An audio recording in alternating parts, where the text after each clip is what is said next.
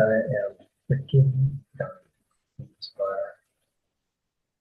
Okay, screen share.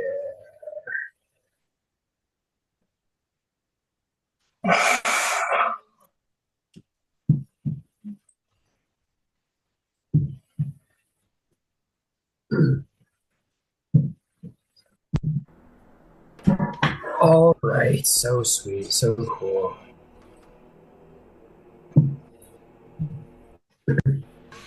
So, welcome back, everybody. Let's review what happened last time. So, in the wake of the fireball bombing, you guys all decided to take it upon yourselves to investigate this matter. And you learned much. You investigated, you learned about these strange contraptions known as Nimblewrights, apparently, that have been bought and sold here and there across Sharn.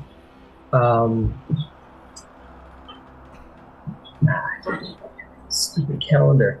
We talked to a couple people, the monk Halam. We talked to this sister of a boarding school for young ladies, a finishing school, excuse me. And we're able to get some leads, very, very essential leads. But during the course of that, you were invited to a Skyway Manor. You were invited to the home of... Oh, they've got names, I know they do, but they're very hard to say. The Casselanters, I believe That's the last name. Yes, the Casselanter. The last name. You were invited to Casselanter Villa, where you met with not only their children, but the Lord and Lady themselves. And they begged you for your help, essentially. They said that they believe all the gang violence going on around town is wrapped up in this dragon heist. She believes that it all has to do with the dragon heist. And the Casselanters need that money. They say, despite the fact that they are, living in Skyway and doing very well for themselves, they require a significant sum of money. You see, when they were born, the Casselanter children were cursed by the Shadow, the god of the Dark Six. Their souls are damned, essentially. And on their 9th birthday, their souls will be taken by evil forces. And they are desperately seeking a way to succeed, and they believe they did. They found a ritual that should be able to cancel the debt, but it requires the sacrifice of 1,000,001 gold pieces in value, essentially, in coin, which is a significant sum. You will learn that essentially that the Casselanters have only recently come back into prominence. That during the war, their businesses and their fortune take a significant hit, and only in the last decade have they really begun to recoup their expenses through various banking and association through House Kundarak and so on and so forth. Just sort of getting back on their feet as a noble family. And they require this sum to save their children. They beg and they begged. It was Viotelli, being a member of the King's Citadel, knew that to find that money and not turn it over to the city would be illegal. And so he kind of excused himself. He said, you should all make the decision. What was the term? Plausible deniability. So Viotelli sort of sidestepped that. For his own reasons, Tal'Dorei did as well. And the decision was left to Red Hand Marshal Templar, Warden, Princess Dewdrop of the Summer Court, Nero, and Darwin. And between the three of them, they decided that they would lend aid for the offered 10% sum. Or actually, you said you would think about it. You guys said, yes, but tentatively we will think about it a bit, but yes. And in exchange, you would receive 10% of that grand fortune if you succeed and hand it over to the Casselanters. Also, of course, you would be eternally, they would be eternally in your debt, and you would be basically friends for life. And perhaps the value of having such a powerful noble family as your, um, you know, as a patron wouldn't be the worst thing at all. Um, so tentatively, you agreed, and the Casselantars agreed to leave some of their agents from the city in your bar to just basically wait and chill, and if you need them to do anything, to do those things, should you require it. And they might be willing to extend further aid down the line should you build some trust between each other, that perhaps you report on your activities and they know that they've learned to trust you. What was that, Bendrig? Is that the names just seem similar? Like as in Kalen Earlinter, like that family? No, this is the Casselanter family, not the Casselanter. land. Oh, it was just it was just Yeah, coming on my headphones differently. very similar, but no, No worries. completely different. Casselanter. Okay. Yes, correct. So that is where we ended the session. You all ended the session in the Casselantar Villa, where Nero and Selena and Darwin were going to meet up with Viotelli and Talenta in the gardens of the villa. So Viotelli will say, like, Tally kind of kept to himself. He seemed a little agitated, kept to himself. But the other three come outside to the gardens, where you see the children playing in the butterfly gardens outside, and you all may reconvene or decide to leave as your sky coach awaits to return you to your home. Yeah. Do we want to? Let's regroup with the others and start heading on out. I say. Question before we go. She'll address, I guess, the mom of Malia. Could you turn up your mic sensitivity or move your mic closer to your mouth? It's a little bit here. Is that better? That's much better. Excellent. Go ahead. Sorry. When is their 9th birthday? When is their 9th?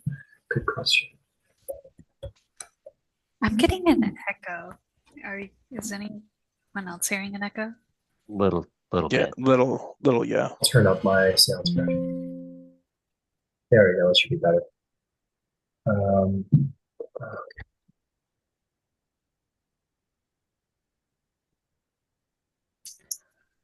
When is their 9th birthday?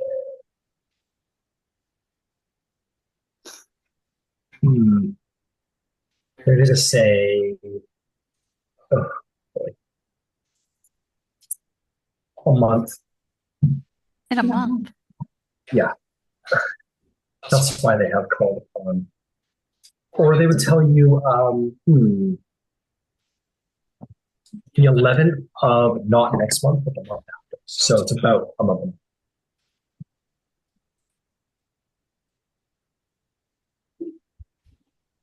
Okay.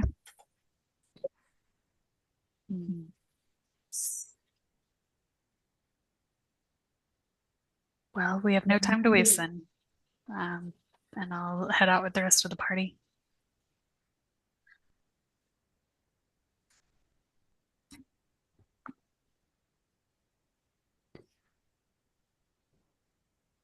As we head on out, I'll regroup the others. Yeah. Viotelli, I thought you would want to help. Oh my God, I can't think straight with the echo.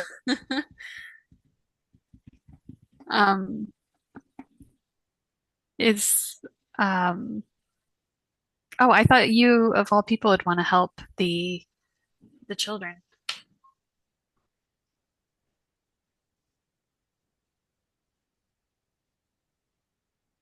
I need to have plausible deniability. Let's head on out and talk more, okay, guys? Sure. I wonder if Selena would know what plausible deniability even is. Go for it. The intelligence check. There is no way that a princess of the Fey Court does not know what That's plausible deniability is. Yeah, but Yeah. you underestimate Selena's negative modifier. Yeah, it's a -2. Whoops. Okay, I understand. Well, I want to help the children and I don't care who knows it. Which is maybe a little naive of her to say, but that's her stance on it. So Well, that's perfectly fine. When you're dealing with that kind of public money, somebody's going to ask a question. And I need to be in a position on behalf of the Platinum Watch to say, I don't know. I see Nero some gets it. in that. Yeah. Well, Because a problem helping kids? No, obviously not. How they got into that position, I have questions and concerns. Oh, it's fair. Ryan, are we walking back to the Sky Coach? I presume so. Yes. Okay, cool. Like I'm gonna as Viotelli is and are you guys done talking? I'm sorry, I didn't want to interrupt the conversation, sorry. Yeah, we're done. Okay.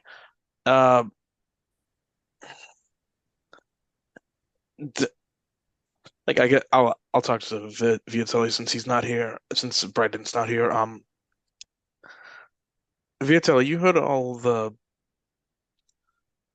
what? You heard all the whole story, right? About how this thing happened? Yes, absolutely. I think they're telling the truth about the kids being in danger. I'm convinced of that. I have no doubt in my mind. Like, but I don't know, man. I've been down there. I've heard a lot of sob stories in my life, and it just I feel like something's missing, you know? Oh,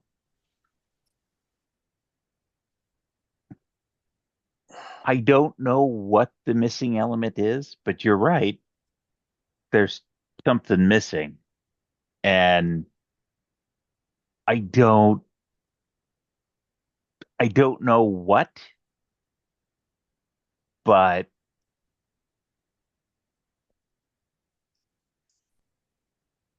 you don't go from on the ropes to instantaneously recovering and then have a huge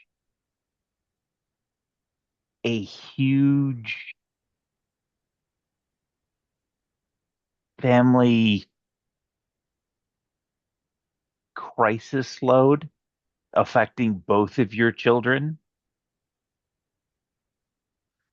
Didn't they say there was another one? Didn't you tell me a rumor that there was another one? Oh, there was a third who is out and about? No, I don't think so. Like I look, I'm not. You guys heard the rumor that the kid died, that the oldest son. Okay, he died. Okay, it's. Do you think that's related to the shadow? It's like I don't know anything about. Look, I'm not a. Look, Viotelli, I'm a dirtbag from Dora. I'm just like I don't know much about gods or mighty magic or like anything like that. I'm a two-bit sorcerer at best. I don't know anything about the shadow. Like Do You're gods and their you're cults you're just? you're a you're a full 3-bit. Don't sell Oh, yourself short.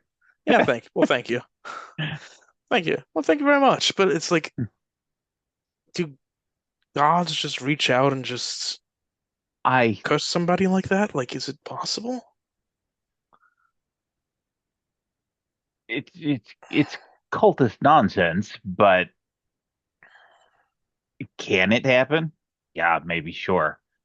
But that's not the impression I walked away with. What's the impression you got? The impression I walked away with is that,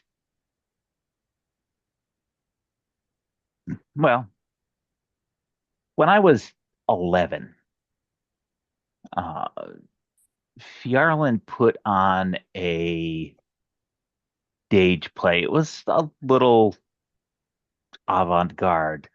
It was called Faust. Never heard of it. And What's avant-garde? Is that a country? no, it's kind of artsy, Okay, kind of okay, okay. I've heard of him. artsy. Oh, the And artsy fartsy. Okay. and the theme was ill ill-chosen bargains. And their story seems Sudden Faustian. inconvenience. It seems Faustian. And by that I mean the children, all of them, the one that is past and the two that aren't, are indeed in danger. Now, whether Lord and Lady Casselanter are the ones who made the bargain, if it was Lord Castellanter's father who made a bargain, I don't know. Yes. But the the allow me to lay out the pieces more succinctly. The Casselanters were in a rough spot. Their prominence and finances took a significant hit and downturn at the tail end of the last war. And kind of everybody knew it. No one really talked about it, but everybody kind of knew.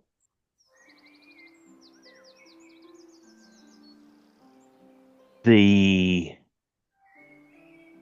turnaround in their fortune was a lightning bolt from a clear blue sky. What the particulars of that lightning bolt were, I don't really know. I know it was reasonably sudden as far as those sort of things go. It wasn't they built a new business, they found, maybe they found a new mine. I don't know what the nature of it was, but it was percussive and sudden. Maybe, but their oldest child dies under, they want to, lots of noble folks keep that sort of stuff private for a bunch of reasons, and that's fine. But we know, or at least we suspect, that their oldest child died. A large amount of money goes missing. They have contacted us and have said, listen, we have these two kids. There's a curse. if we can get this huge sum of money, we can rid our children of the curse. I think the oldest kid died from the same curse. And I think whatever saved the Casselanters might be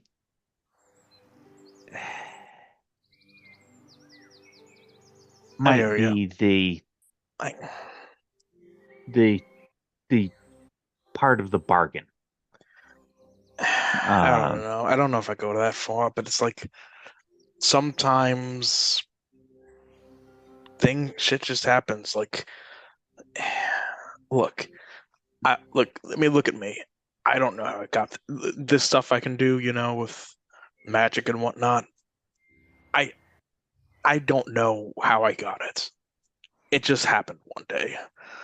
And for a lot of my life when I was younger, shit just went wrong when I was around, Stuff moved on their own, glasses shattered,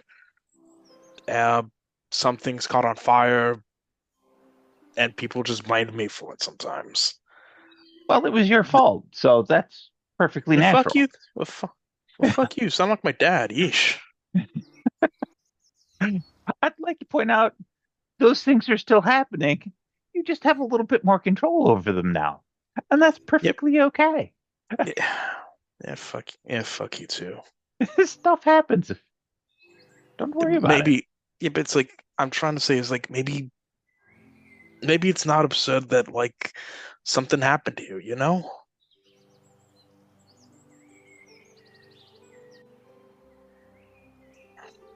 I don't know. Maybe I'm crazy. Hey, Tal'Dorei, what do you think? I'm hoping that you're right. I'm willing to hope that you're right. And right or wrong, I think that there is every chance that both the kids are innocent with regards to whatever's going on, and they deserve help, whether the parents or Grandpa Casselanter deserve help. That's immaterial. The kids do. But like I said, I know for a fact that when you're talking about 50,000 platinum, there is somebody who is going to ask a question. And that question is going to be, what happened to it? And we need to have somebody who can legitimately say, I don't know. I gotcha. Now, there are fanciful tales about the inability for some of the Fae to tell direct falsehoods, and the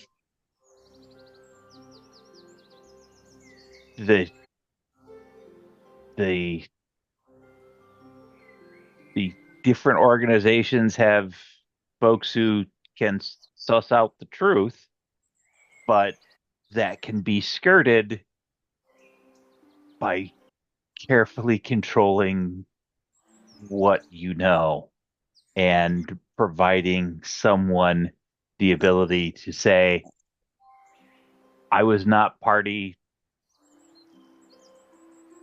to an arrangement. Okay, I get it. And I know what possible deniability is. We need to have that. And to address our princess's concern, absolutely the kids need to be helped. Okay.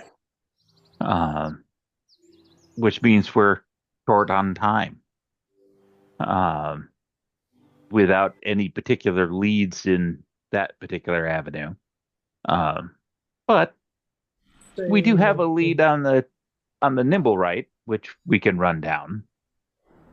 We'll say at this time that your sky coach comes in from the station, where wonderful Lord Bendrig and Darwin has finally been let off work from the warding guild, and the party reunites. But Tali says, I'm gonna go have a drink. He wanders out. I'll just flip him a copper. Enjoy it, buddy. Takes it. Just a copper? Bastard. I'll flick him 2 more and then just walk. Hey, everyone. So where was I?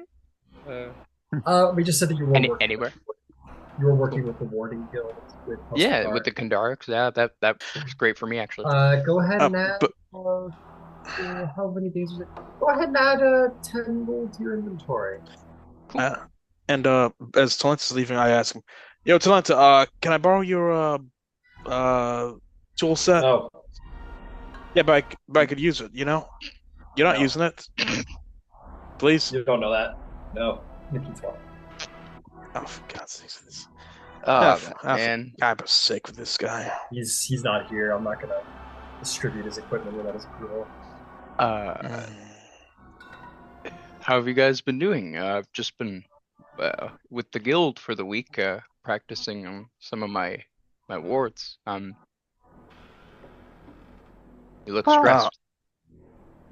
Well, Viotelli, do you want to be here for this conversation? Actually, probably not. Yeah, just stand over there. And Viotelli will wander away. I'll just bow to him as he goes. Lady Dewdrop, good to see you. Good to see you. Yeah, so we are going to help 2 little kids dying of a curse. We're going to give them all the money from assuming we can even find the money, but we're going to give it all to them. I'll step in and recount the story for Bendrig. Okay, so there's this thing called the Shadow, apparently. And I go on to explain the whole thing. Yeah. Ooh. Does any of you're a holy man, do you have any understanding of this, how legit this sounds? I'm not sure. I've read many tomes. Maybe let me see if I've ever seen anything of it. Could I do like a history or religion or arcana? Muted, sorry. You want to do a check regarding like the curse specifically? Yeah, if I've ever read specifically about it. Or sure, go ahead. Yeah. Religion or what would you religion like? or arcana, your choice. Okay.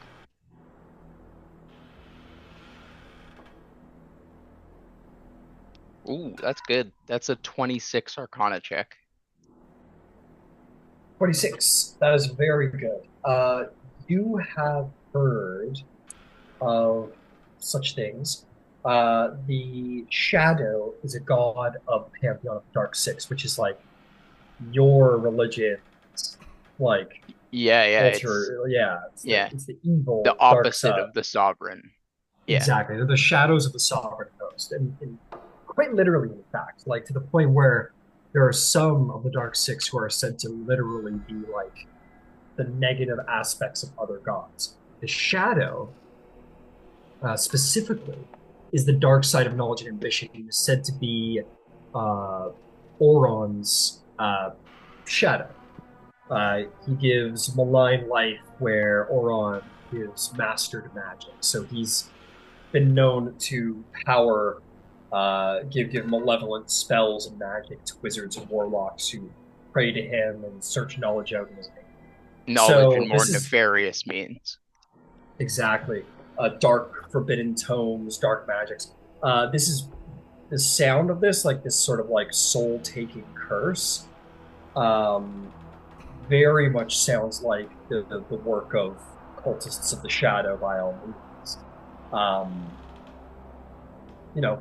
Obviously the details are a little bit more difficult, but the Mhm. followers of the shadow are definitely not beyond trading souls, the souls of children, for personal power, and it's quite possible that some cultists did do this to Casselanters. Yeah, I They- think when you see that, Bender will realize that, like, yeah, it's definitely these are real people who seek, uh, in a sense, a vessel of my gods. But the antithesis to that, uh, I don't doubt what you guys are saying, unfortunately. so cultists can really just reach out and just somebody like this, a bunch of kids like this. Uh, it would have to be someone of immense intellect or religious fealty to the shadow, I would imagine. Yeah, But and just as a note, like, yeah. you obviously don't know the specifics, Hmm. like, because you've obviously not studied, like, the dark powers of the Dark Six, but you have heard of things like this. You don't know Yeah, like my mom how. maybe told me like scary stories or curses or yeah. Yeah, it's like being Christian and saying like the devil is bad and satanic worship's horrible and witches are evil, but not actually knowing what those rituals that witches do. Like, Yeah. you just know Then that you they go do in your evil. 20s and you actually meet people who are Satanists. And you're like, oh fuck. Yeah. You're like, oh, fuck. Yeah, basically, exactly. Yeah, okay. Yes, Nero, unfortunately, this is very real. Okay. Think of it maybe in it might be easiest for you to think I draw my strength from myself, but also from my pledging to the sovereign, to Alondra, to Onatar. Um, there are people who do that similarly for power to not help.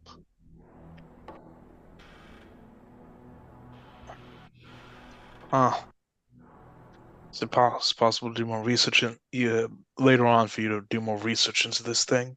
Of course, no problem at all. That's actually I'm quite interested now. This, yeah, no problem. Okay. There is also another person in our little district that is a druid of the sovereign, I think. Her shop is named after one of the Oh, sovereigns, but she is a druid. She might have religious knowledge. okay. Yeah, I was just thinking about who I Yeah. could maybe ask in the future. Well, there is no shortage of temples to the sovereign host. There's no shortage of religious folk to call upon. Got it. Um, yeah, I'm happy to look into this for us. Who would you guys like to do today? Yeah, I this mean, was only this morning, so I would say it's only like midnight today. Lord Fjarland, you can come back now. Ah, thank you. I think it's time we do some bopping. Well, that's what you always think. Well, we I do have a lead on the location or owners, maybe. Certainly the purchasers of the Nimblewright, who was pitching explosives into our neighborhood. Yeah. They might be imminently boppable. That sounds like a great way to spend our afternoon. sounds great to me. Yeah. Yeah. What? Can I just have a typing of the name of the children that were cursed? Yes, I will work on that for you. Thank Yes. you. Sorry to bug. Not even the No, name of you're the good. children, just their house. Oh, absolutely. That's no problem. I put it in I put the Casselanter name in the chat, or at least that's how. Oh, Casselanter. Awesome. Yep, that's correct. Yeah. Perfect.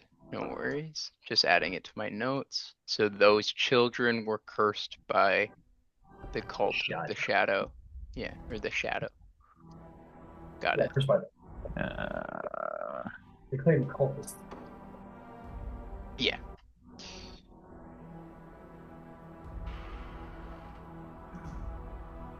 You hear meow, and a giant black panther goes jumping out, scrambling out of the sky coach that dropped you all off, and goes tearing off through the towers. Smokey! Smokey! And I try and like throw a little piece of meat. It quickly runs back, grabs the meat, and runs away. Ah! Bye, Smokey. Bye, Smokey. We need to get a leash. No, she doesn't need a leash. She deserves to be free as a bird. That she is. Yeah, I'm sure she'll come around eventually and wanna stick around one of these days. We used to get along really well. Maybe it's just the city that's got her spooked. I'm not sure if City's it's got good. me spooked. Hey Ryan, would Nero know if it's a good idea to let cats out in like an unfamiliar habitats? If it would destroy the local wildlife? Maybe a nature check. Okay, sure. Go on, city boy, roll me a nature check about the cycle of life and nature. Well, I, 7. for one, love Smokey. I just want them Sometimes around the more. dice are correct. With a 7, Nero, you're like, if you try to start thinking about like the grand cycle of nature and like where Smokey fits in this habitat, and you realize you haven't really seen more than 5 trees in a group in your life. Yeah. Oh yeah. I haven't seen many trees in my life. Well, don't worry. We'll travel all over. Are you okay? Looks like your head hurts a little bit. I'll be fine. No worries. But yeah. Do we have a it's like- location? Yeah, I've been thinking a lot, you know? Yeah, I see. It's that kind Not of just thing when like you rub, guys when rub you your guys, temples, yeah, trying it's to help. like it's that thing that happens when you read books without pictures. Of course, Nero. And I'll try and just like cleric help you. It's okay. It's okay. Looking- intelligence modifier. Do we think that Selena can do it? Sorry, what was that? I said with a -2 intelligence modifier, do we think Selena can Could what? read? Oh, Apparently She's a not. princess. What's a read? What's a read? yeah. I mean, Nero has a +1 to his intelligence modifier. I have people for that.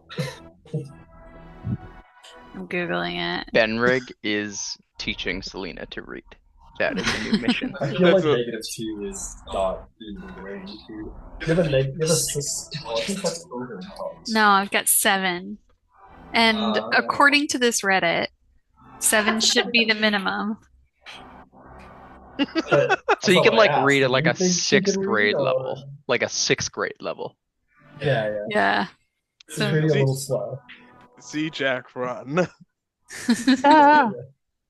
No, as a fae, I'm betting it's all Dr. Seuss. Yeah. The picture books for sure. Yeah. She can only read fairy tales. And that's not because of her skill level as Every book starts with "Once upon a time." Oh, I know this one. Once upon a time. Okay, you read the rest. All right. So, what was the plan? Where are we going? What are we doing? The growl hut. I don't know. My notes toggled it both ways, so clearly I didn't hear it particularly well. But they have a villa on the upper north edge. Yes, you were told that, or you were told. Oh, I forgot this like humongous part of last session. You guys went looking for the various owners of the Nimblewright and found out that they all came from a common supplier. That basically someone showed up about a month ago and sold a ton of them in bulk for very cheap. You tracked them to this this group of ships and met with their leader, Captain Zord, this like beautiful woman, like a black dress, plunging neckline, all the good stuff. And you were able to, you told her a little bit about what's been going on around the city, and she was able to be helpful and supplied you with information about Nimblewright sales.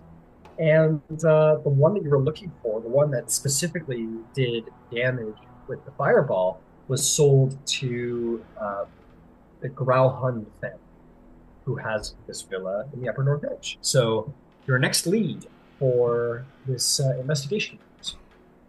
And sorry, they're called what? Nimble? I will post their name in the chat. Thank you so much. Because Because that's the thing that I got a couple sessions ago, right? With like 2 beads on it or something. Yeah. Yes, explosive yes. necklace. The necklace was dropped by the Nimblewright, and that specific Nimblewright was bought by the Grulhund. Have a villa, so the party seems to want to go in to investigate.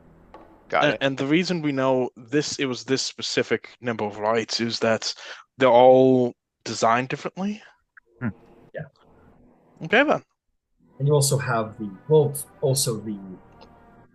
person who made the sale of all of these, like, pointed you in that direction. Because they Okay, awesome, good. Let's get going. Do we know where they live? Yep, Upper North Edge. 10 minutes.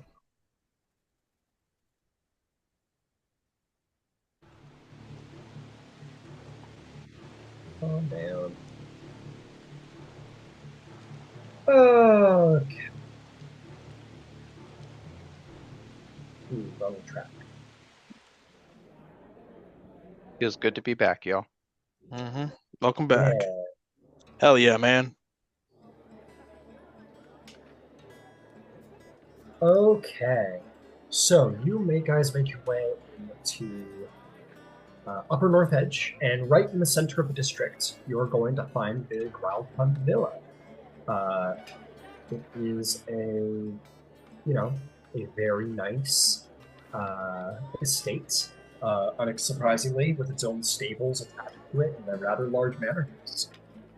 There are walls and guards, and the place is, pretty decently secure. Okay. Huh. Okay, I'm gonna scope the place out, at least on the outside. Like, look through the gates, look over the walls. What is There are no gates to look through unless you want to walk up to the gate guards, because it's a stone wall.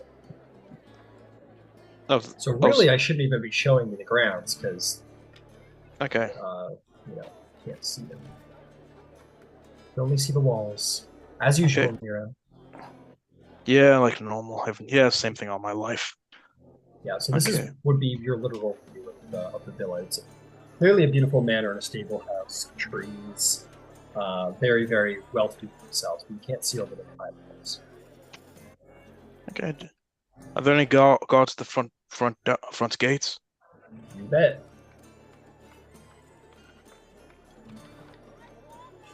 I'm gonna look around and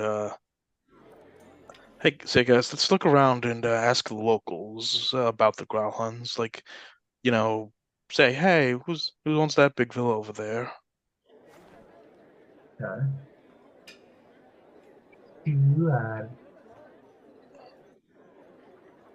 Okay.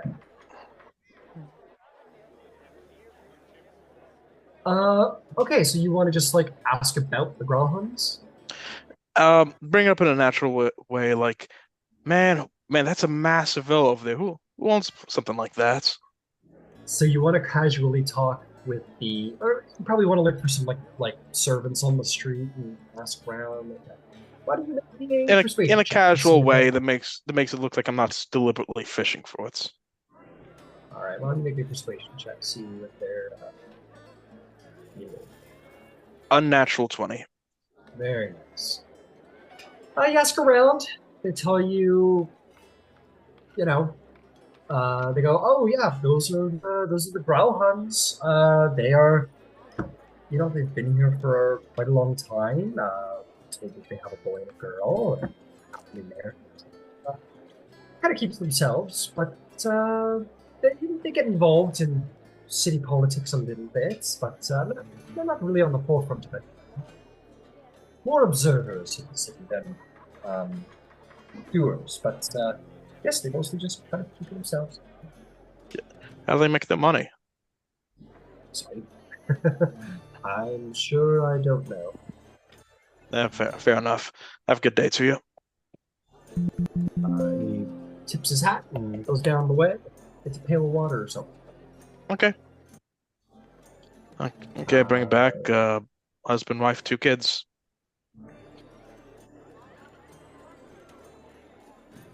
Look, and I will ask the group. So we are fairly certain that these guys are the ones who did it, right? I have it direct from the seller of the Nimblewright. Okay. Okay, good. Okay, good. Okay, no excuse to be nice then. Perhaps Princess Dewdrop could just quickly peek over the wall, just at least so we can see what we're going into. That would be easy enough to do. How busy is the streets? I'll just like stand under and support you so you go to like fly up. I love it. Let me tell you about the streets in the field.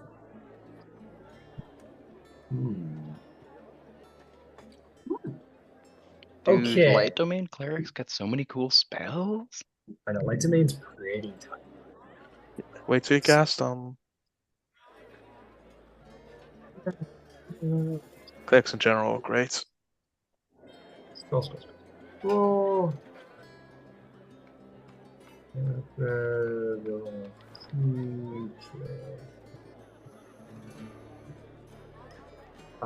Yeah, the streets are fairly populated. I mean, it's right in the middle of like a noble district with the upper north edge. So you know, why don't you give me a stealth check? So you just do a little peek over the wall, see if nobody knows. Wow. Can I give her guidance by supporting her?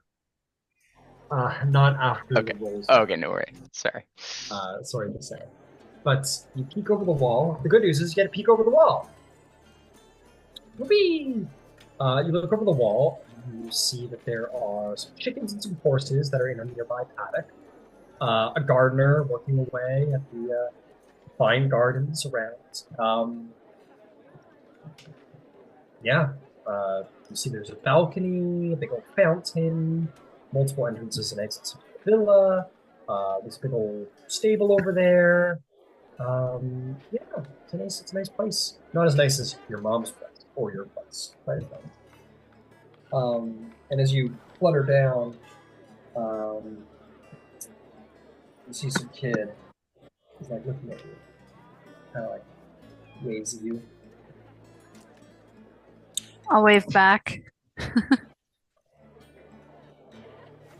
And the kid just kind of gets dragged along by their nursemaid and moves along. I'll tell the party what I saw. Okay. So, just a gardener. What else? Just animals and a gardener. It seems largely unpopulated. It's from what Lady Dewdrop is saying. Princess Dewdrop is saying. Okay. I got a couple ideas of how to get in. One is the more fancy method where we just bluff our way in and try to get by the guards.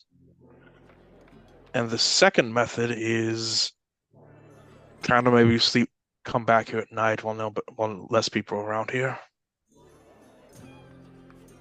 Or in a similar but different vein, I flash my badge as part of the King's Watch and say we would like to speak with them in regards to the investigation into the terrorist explosion that took place.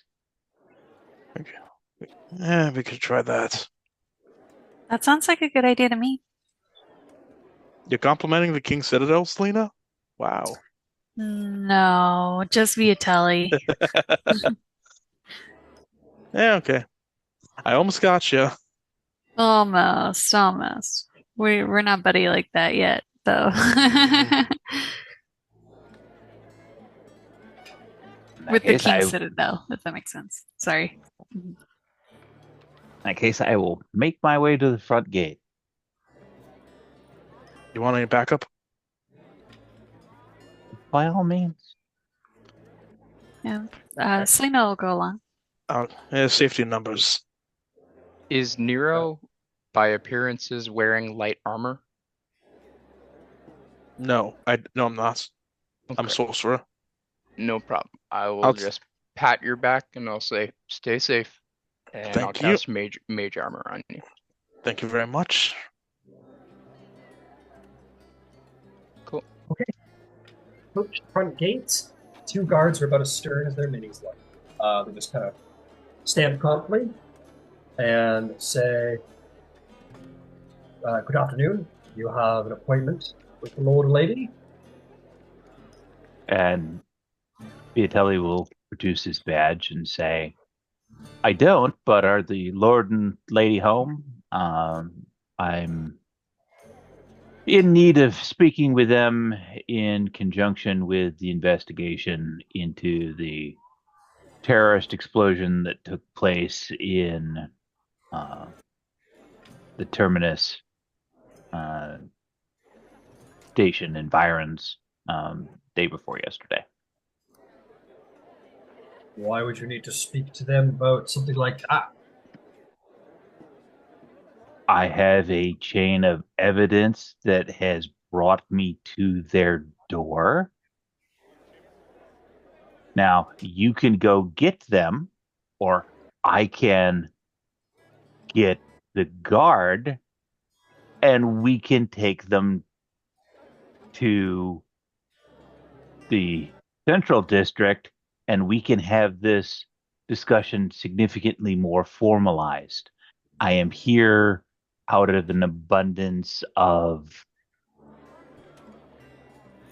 goodwill and discretion on their behalf. They look at each other. One of them gives the other a nod. And he says, I'll go ask Lord or Lady if they, well, I will bring this to you. You may wait here. You will turn around, unlock the gate, go through it, walk the gate to the other side, and walk into the villa. And the other guard will just kind of stand there and wait. You guys wait for 5, 10, 15 minutes until the guard finally returns. He unlocks the gate, goes to the other side, locks it again. He says, is the Lord or Lady under arrest? That depends on exactly what the outcome of this interview is. If it were less polite, it would be an interrogation. I am here to interview them and to follow the appropriate leads.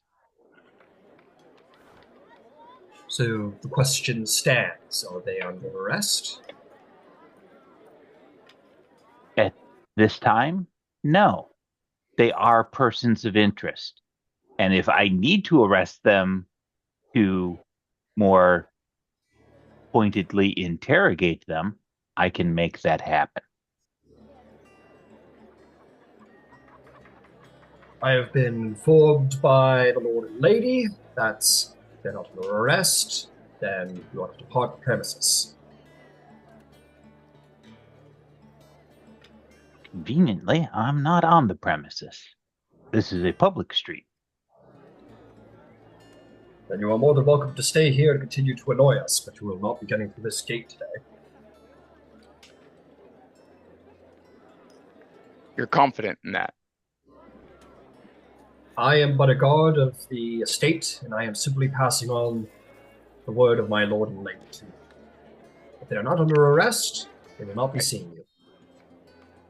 Understood. Well, Viotelli, I believe we move with authority of the king and among other organizations, correct? I apparently will have to get the guard, and Viotelli will turn, and while his back is turned, he's going to grab out a palm full of sand, and then he's going to turn back around and cascade it, and I'm going to cast sleep. Okay. What's the saving throw?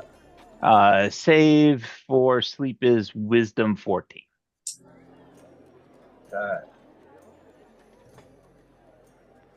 Both of them collapse to the ground. They are unconscious. Wow, that's a nifty trick. We need, Everybody makes you do it the hard.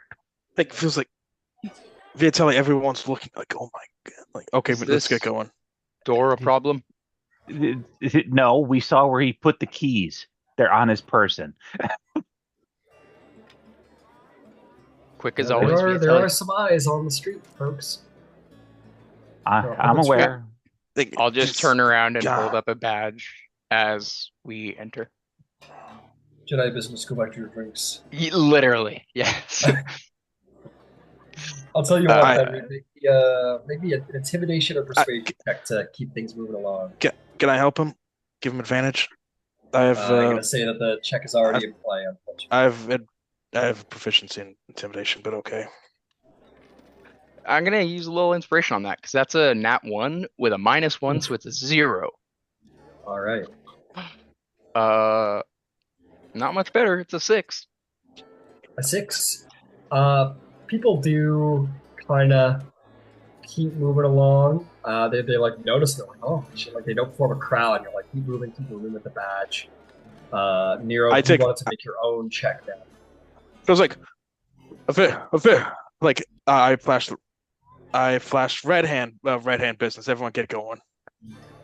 It's like something. So you got a red hand. What badge did you flash, Bendrig? From what faction? I'm a red hand battalion as well, so it would have been that one. Okay, cool. So you're flashing red hands. Go ahead, Nero. Roll me your own persuasion or intimidation. Okay, intimidation. I'm going to use advantage. I'm going to use my inspiration. Oh, got it. 18. Okay.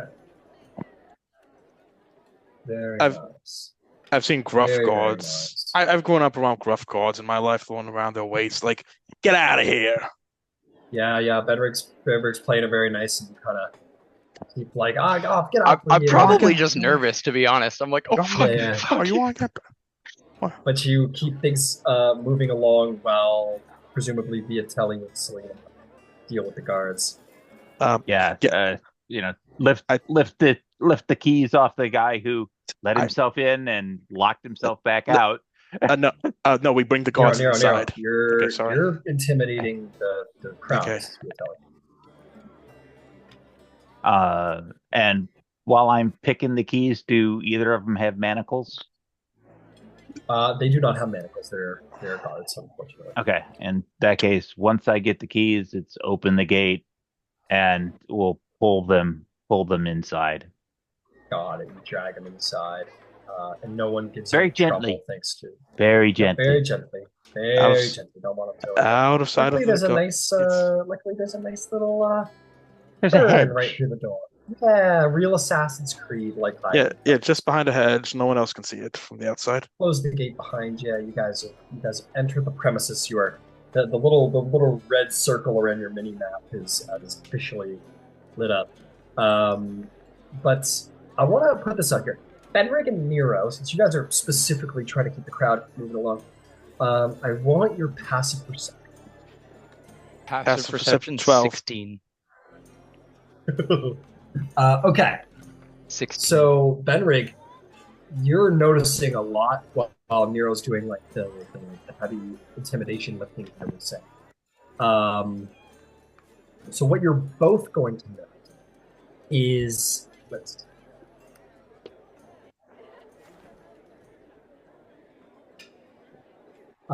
you two do catch these two.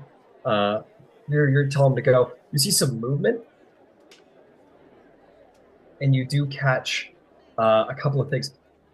These two little these two creatures. They're like these two-legged, two-armed reptilian creatures that are like lizards, but are bipedal and have like vicious talon, like clawed feet.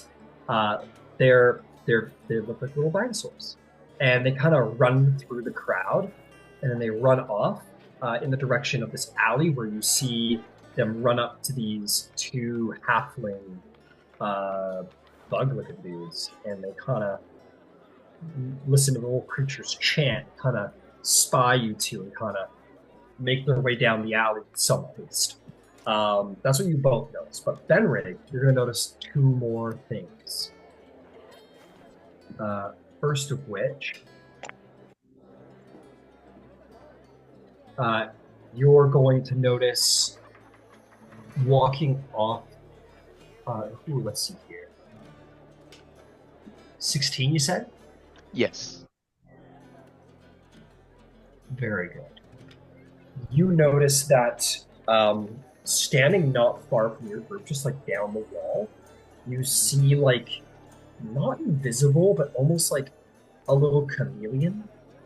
Like their skin and their clothing and everything seems to kind of alter with their surroundings more than like an actual illusion of visibility. And you just see this silhouette of this person kind of keeping close to the wall, but you kind of catch them within their stealth. And you feel watched by this individual. And the last thing, that was the hardest to observe, but the other thing you're going to do is in the manor directly across the street, you see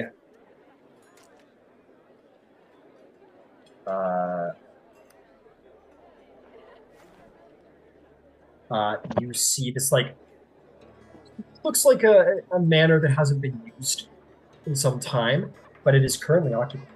You see two full-blooded orcs in the upper windows, and sort of like on the grounds themselves, like looking through the gate, you see two shifters. Two shifters. They're basically like like looking. Doesn't look fully human. Doesn't look fully anything else. Yeah, looks like a lycanthrope who's trying his best, but not quite a lycanthrope. I see. So you realize in this moment there are a lot of suspicious eyes, interesting eyes on this place too. On this specific. That's actually a good point. Not necessarily on you. Some of them on you, yes, but I mean those guys are fully. They were here before we were, so yes. Yeah. Okay. How close is this fairy fire? Sorry. Fuck. How close is this individual that's like kind of invisible? He's like 30 feet down. Like he's standing over here somewhere. Like he was clearly following us. And he's following like us. Maybe, okay. Yeah, but he's 30 to 60 feet down the way. You don't know if he was already here, caught wind of you guys, and then started following you guys, or has been following you for some time. But he's like 40 feet away from the gate. And clearly stopped to observe what's going on. Got it. And passive perception, like that in a sense means that they don't know that I've seen them because I'm just noticing things. Like I'm not actively looking, or would I have an idea of if that individual clocked me, clocking them? Roll a stealth check to see if you kind of cover up your observation. Yeah, no worries. Fuck. 4. Yeah, you were just like really nervous in the moment, and then you caught those little creatures running over to that guy, and out of the corner. And as I did, my eye like. Yeah, you were kind of like, oh, those, and then you kind of caught that guy, and then like, and then you started kind of doing this because you started realizing there's like a lot You know going what? on. Yeah, I'm gonna play up the nervousness and like just shuffle back in with Nero, pull him in.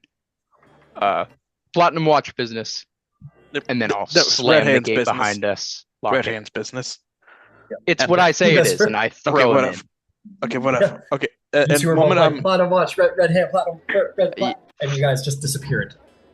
and the moment I'm behind a wall, I'm gonna I know like you're not supposed to do something that out in the open, and I'm gonna use my daily disguise self to make myself look like an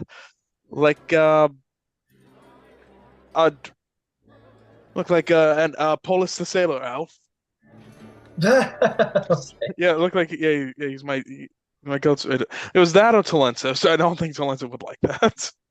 Fair enough. You turn, you Uh, in your uh, momentary nervousness, you turn into someone else. Just as I walk in, I'll say that to everyone. Guys, we are being imminently watched by many a faction. We have to take this inside. Yeah, and Wow. I make sure like the guys are firmly behind the bush as we say this, like even from like inside the walls. Just Viotelli? gently put them in his disguise behind the bed. Yeah, like Okay. how long do they sleep, Viotelli? Kelly, go ahead. It's about a minute. And I he'll stuff their mouths. I stuff their mouths shut. don't fucking That- touch them. Like- dipshit.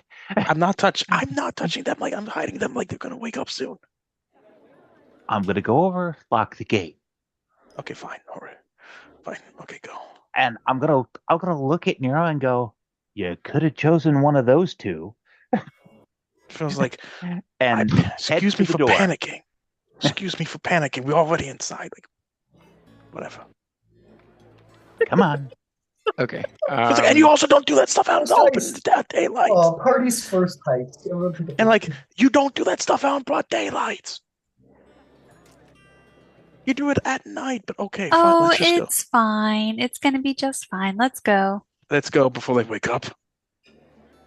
All right, where are you going? This is your kind of perspective here a little bit. Looks like a set of double doors, kind of there by the fountain. Yeah, right there. That Okay. you assume to be the main entrance. Do you want to go in the? Do you want to go in the back or like? I'm gonna go to that gardener. Yeah. Okay. Yep, because You I walk up knew to the about it, gardener? and they definitely saw this. You walk up to the gardener, and he I'll goes, give them two gold, hello. and I'll say it's a good day to go home. I agree. Good day, my lord. And he goes, I'm gonna go get some food. I live on the property, so maybe I think get some food. that's a great idea. Yeah. Okay. Okay. Did you see anything here? Another Another my gold. lord. Oh. Okay. Is there anything else you Thank need, you. my lord? Not at all. Thank you. Is there a servant's entrance? Yes, my lord. The entrance to the pantry is right over there. Lovely. Do you have a key? Yes, right here. I dropped it. Oh no. Thank you. Thank you very much. Enjoy your lunch, and we'll just walk away. Okay. I will hand the key to Nero. There's your key to the back door. Lead on. Okay, I start sneaking my way. Like start sneaking away over the back door. That was brilliant. Okay. They're a gardener. They don't give a shit. They're No, I know. these I'll sit there and I people. was like, that's like $200 right there. It's like, shit, fuck that. So I was on break already. It's all good. All right, you walk over here. What was that building next to it? Yeah, you see two doors. One is the. I'll tell you what, because he was trying to get it out, but there's a lot of excitement. He's like, oh, that's the barracks right there. Okay, I wouldn't go in there if I were you, my lord. let's not go into the barracks. So he would have pointed. Thank you very much. Oh my! We are so gonna get arrested. Oh my god! Yeah, we'll just keep going. We don't have time to worry about any of it. They're gonna wake up. So Bendrik isn't Okay. breaking. I'm not breaking pace. Is what I was Got it. saying. You guys are, yeah, no, fair enough. You're in the middle of a heist. You're moving. Ironically, the criminal amongst you is the most nervous. Because you don't just do it because you don't do it on broad daylight usually. That's too late now, baby. I know. What's up, Selena? Yeah. As we go in, can I pop off a divine sense? Sure. What, just like on the path right here? Well, like as we go in. Okay, when you get inside, Joy. Yeah. Okay, sorry, you guys. This heist is moving so quick, which is good. It's a good thing. Okay, let me see here. You guys are raiding.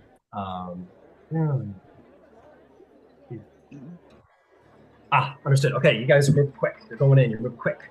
You open up this door here. As you go inside, you are going to find yourself in what looks to be like a kitchen.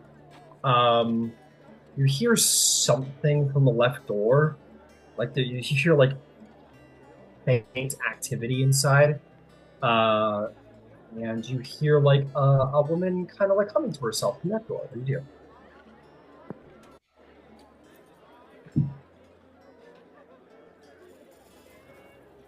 The left door or the right door? Do I get anything with the divine sense? It doesn't see through full cover, does it? No. I think No. it does. So if you're just sensing the kitchen alone, then Sorry, guys. I just need a couple minutes, but I'm following all you guys. okay, cool. Yeah, Legacy of Edition doesn't allow you to see around full cover, but the new one does. The new one lets you see around full cover. Yeah, it doesn't say anything about full cover, but I'm playing 2014, so. So it doesn't let you see around. No, not 2014. Okay, great. You don't see anything. Yeah. Left or right door? We'll take the right-hand rule. Okay. What's the right-hand rule? On the way in, you follow the right-hand side. On the way out, particularly if you got to go into a hurry, you turn around, then you take all the lefts. Okay, sure. You make your way through the door to where you find yourself in the laundry, and you see a house servant kind of working away at some laundry. She turns around and goes, and panic immediately overcomes her. Hello there. We're inspectors from the city. What? City. Who are you? We're inspectors from the city. Thank you. We've been let in. Did you tell us where the Grulhunds are? Thank you so much. What are you doing? We're here for a meeting with them. Make a deception check as you're going through the laundry. DC might be a little higher, and the lie is a hard one to tell. 13. 13. She says, don't kill me. I'm not. Why would I? I'm not gonna. You're here. No. We're just here for me. We're just here for a meeting. She starts weeping. She goes, no, please, don't hurt me. Just go. Like, this is like. Look. Is that a set of stairs that in the laundry that go upstairs? Yep, they sure do, ma'am. And I'm gonna take a page out of Bendrik's book. Hold out 2 gold coins. She sees them, doesn't trust it for a second, but it's 2 gold coins, and she does laundry, so she sticks out her hand, takes them. I think you need something from the market. You should get something nice for yourself. Make a persuasion check.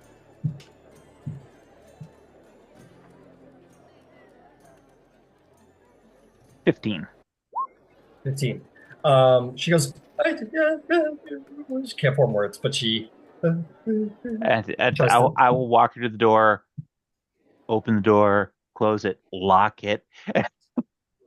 You do so, and you don't hear any. You kind of have that did I wake up the baby a little bit? And it doesn't seem like she makes any loud noises when she has departed your company. It seems that Okay, 2 gold upstairs. rule has officially been instated. All right. You make your, hey, that's more than she makes in a week. That's about 2 weeks' pay right there. So that's pretty insane. All right, you make your way into this hallway right here. 3-way intersection. There's a door at the end of the hall, and 2 more doors over there. What do you do?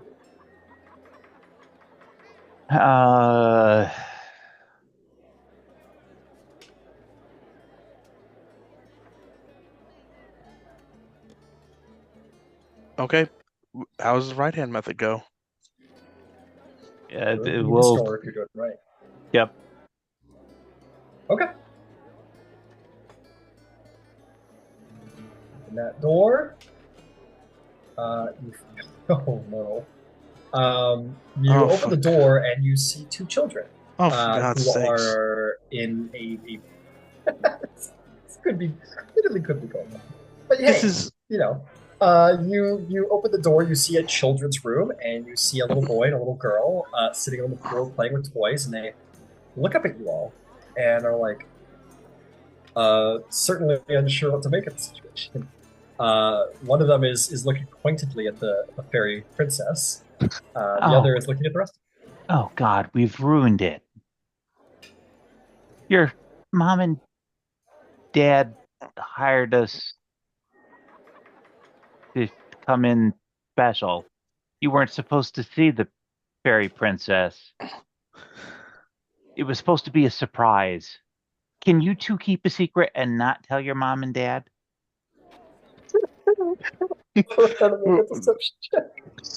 What the fuck are we doing? Neo is cringing internally because he knows like this is breaking every rule of thiefdom. This is going so well. That'll be a 10. I see this as an absolute win. I mean, this is core D&D right here. This is what it's all about.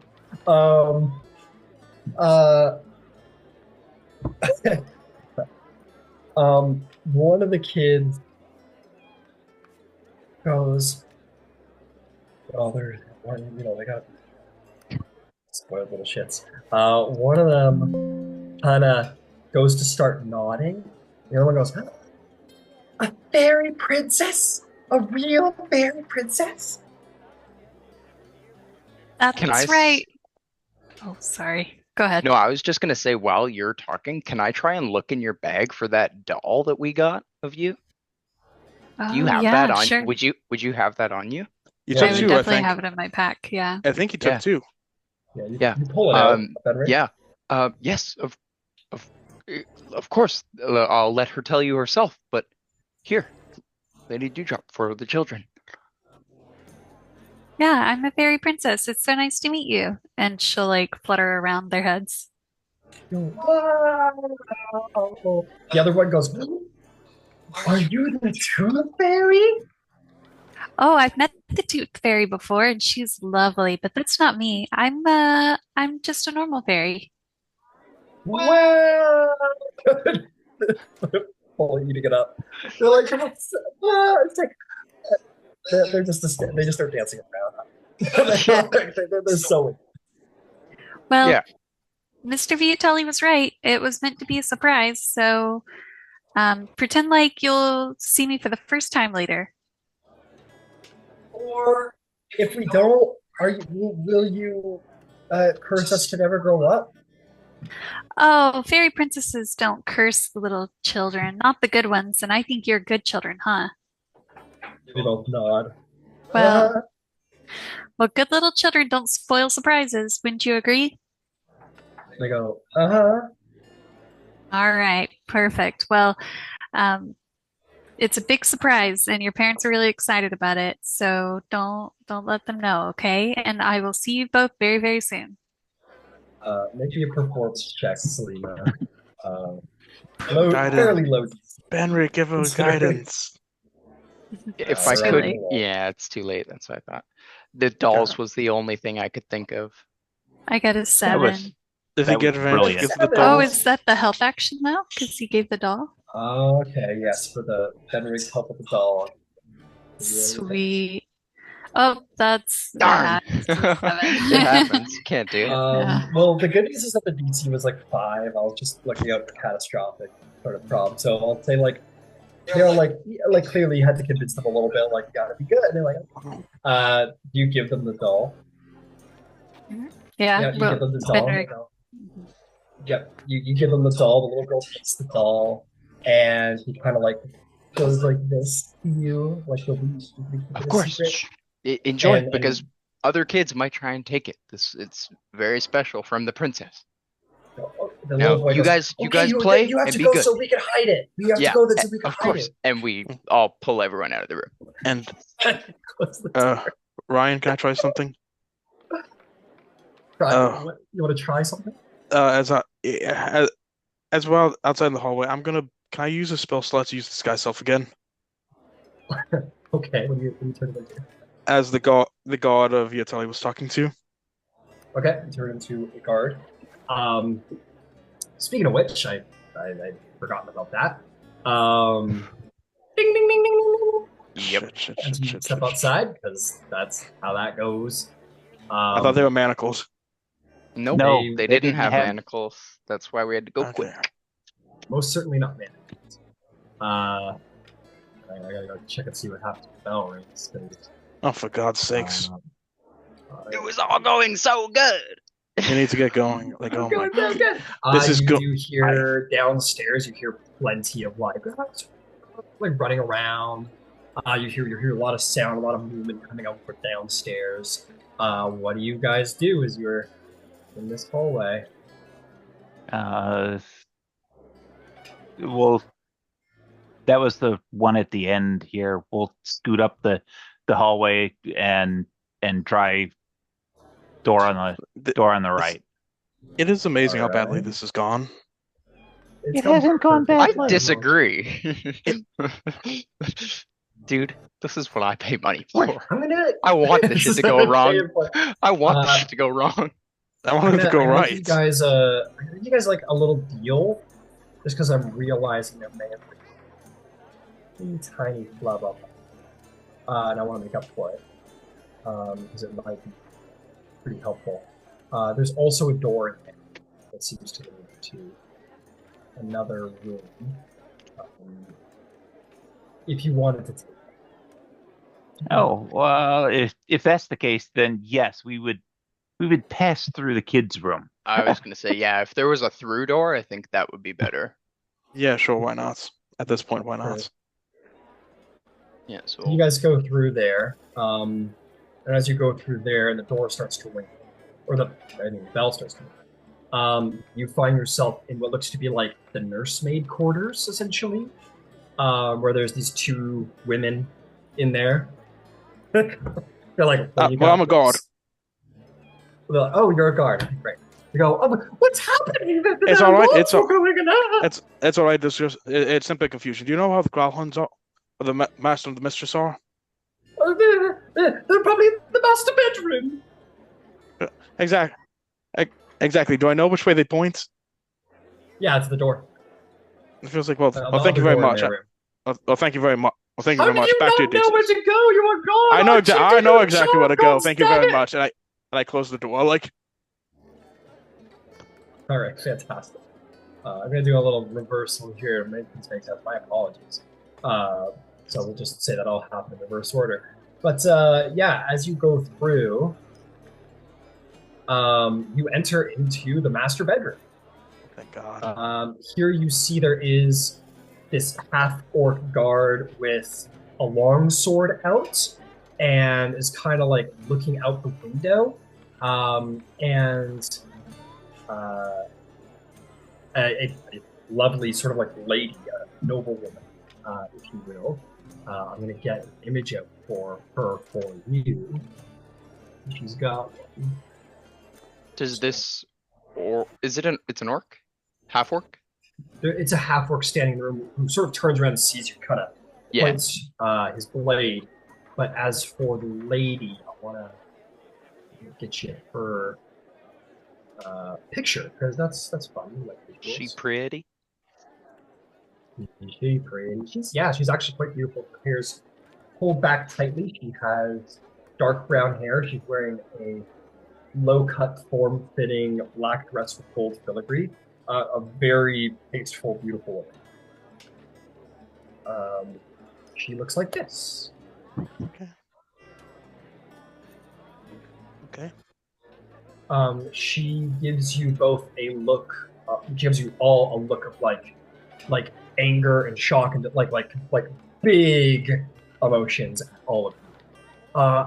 And she said, "What were you doing to my children?" Nothing. Just I was like, these people grab wish us, to speak kill with you, them! lady. Kill them now! These ladies wish to speak with you, lady. Bullshit. Oh, for God's You guys just came through her children. I know. No- Like, There's guys, no, we're running. there's no I'm conversation. not. Guys, we're running. We are running.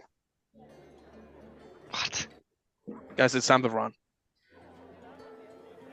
No. If that's what you'd like to do, then feel free. Guys, if we get caught, it's gonna be murder. But this is an investigation, Nero. I think you're They forgetting don't that care. part. They're rich. All right, we'll put. You've never heard guardsman- eat the rich? He's done that his whole life, but it's like, but not today. Well, here's your first bite. Oh my god! Oh my god! Shield up. Yeah, jeez, man. All right, guard out here for guardsman Nero. Okay, here we go.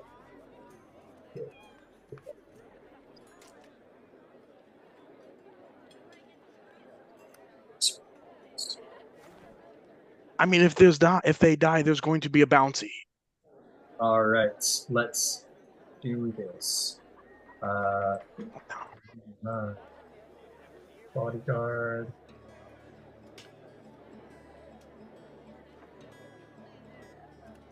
Sorry. All right, here we go. Who rolled a 20 plus? 20. House rolled a 20 as well. What's your dex mod, Nero? Hold on. +2. +2. You will go before the lady of the house, who rolled a 15 plus. Guys, I don't know what we're gonna do here. Nero, stop. Okay, We're fine. doing initiative right now. Who rolled a 15 plus? Nobody rolled a 15 plus. Who rolled a 10 plus? 10. 10. All right. 13. 13. Viotelli? 4. 4. Understood. Okay. I'll put on a little battle music, and we can get to it. Before we start, Nero, I'm going to say we have long surpassed your ability to have conversation in a 6-second round. So what would you like to do? Not say, but...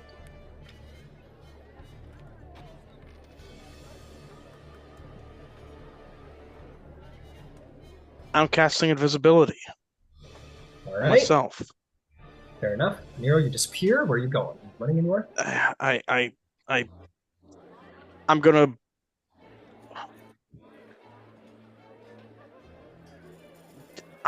There is a double door over here. There is a single door over here. I'm gonna run over to the single door. Okay. Oh god! Oh my god! Visibly run over the single door. You want to, I presume you open it. Sure, I'll open it. You try. It's locked. Bonus Okay. action? Bonus action, like.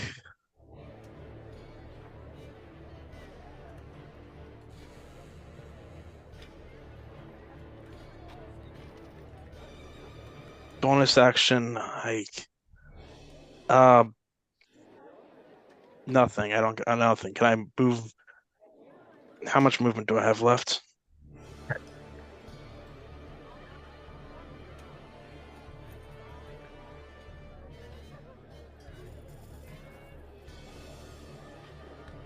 You use it, or are you good? Your turn over? I mean, can you hear me? I can hear you now.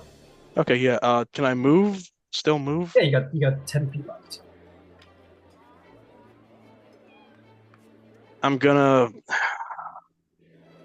I don't know. I'm gonna try to go to the double doors. All right, you run to right here, and that'll be your turn. Okay. All right, that's going to bring us to the lady of the house. She's going to reach to the side of her armoire and draw a rapier. And with the fury of a mother, she is going to walk across the room with her rapier with murderous intent. Selena, I'm going to try and jab it into your body. Oh, yeah. That's going to be a 15 minute. She jabs at you a little flimsily, not with the speed or acumen of someone well trained, but someone who does have basic knowledge of rapier. But without a great deal of dexterity, she swipes at you and you easily get up. That's her turn, bringing us to the bodyguard, who is going to say, "Get back, my lady!" And with her great sword, is going to charge you. I think she's going to use one of her attacks to.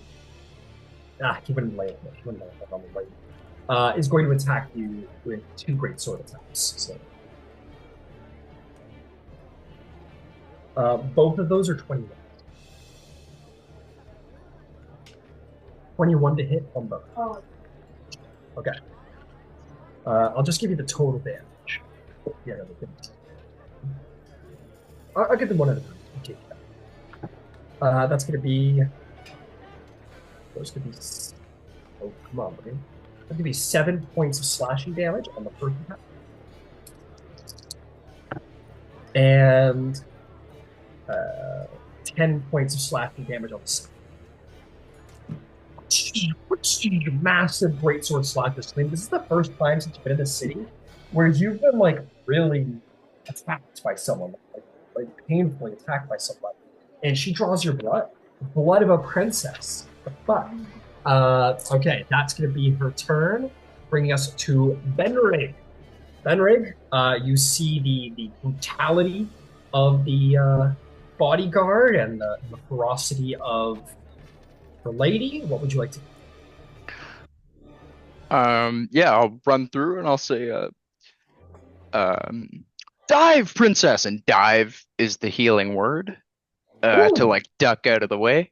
And then as I jump in, I'll do a channel divinity, radiance of the dawn. So I'm gonna grab my holy symbol, like dive into the room, and emit a flash of a 30-foot emanation. Any magical darkness is dispelled. Each creature of your choice must make a DC 14 con saving throw, taking some damage on a save or half on a successful. All right, so where do you want to go specifically? You want to just like end up in front of the jump lady, right, just right between the two of them. Yeah. Got it. Okay. The flash is only harmful to whoever I decide. So understood. Yeah. So this flash of light burns from your chest, affecting only those you choose to be burned. I assume it's only the bodyguard and the lady? Yes. Okay, what do they need to roll? Con saving throws. And it's 9 healing to Princess Dewdrop. 9 healing to Dewdrop, very good. From the bodyguard healing word bonus action. 2022. No worries. So she probably succeeded, and the lady of the house rolled a 3? Yeah. Cool. Cool. So the DC was 14, but it'll be half on a save. It's 10 damage to the lady and 5 to the bodyguard. The bodyguard sort of gets the hand up in time to block. The fire scathes across the lady's body, and she screams as she falls to the ground. Yeah, and then oh, damn, fuck. Dead? Yeah, dead. Okay, no worries. You scathed her with the fire of the sun, and she died. Yeah. All right, I can probably fix that. That's okay. Okay. Yeah, I'll just like roll over kind of like near the bed and then yeah. Okay, you roll over onto the bed.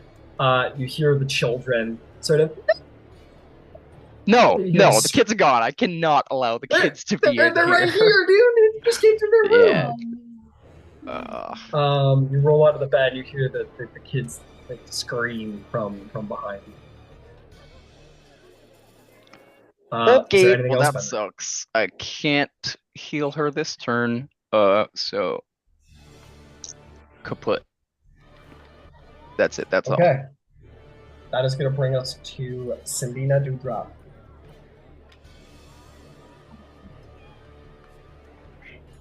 Is a medicine check a whole action?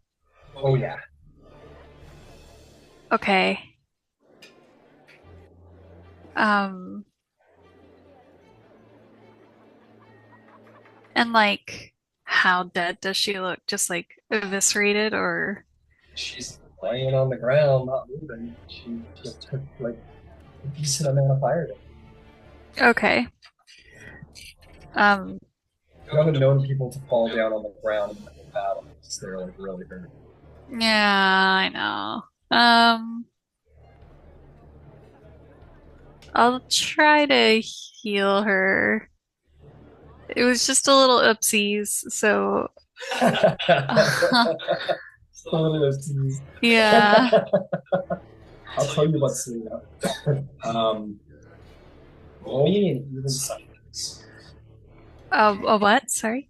An even-sided dice. That's all of them. Yeah. 1. You, your action, you place your hand on her ankle to put health and life into her, and nothing happens. Oh no. God fucking damn. It was an even odds. Evens was life, the odds was death. Yeah. Whoops.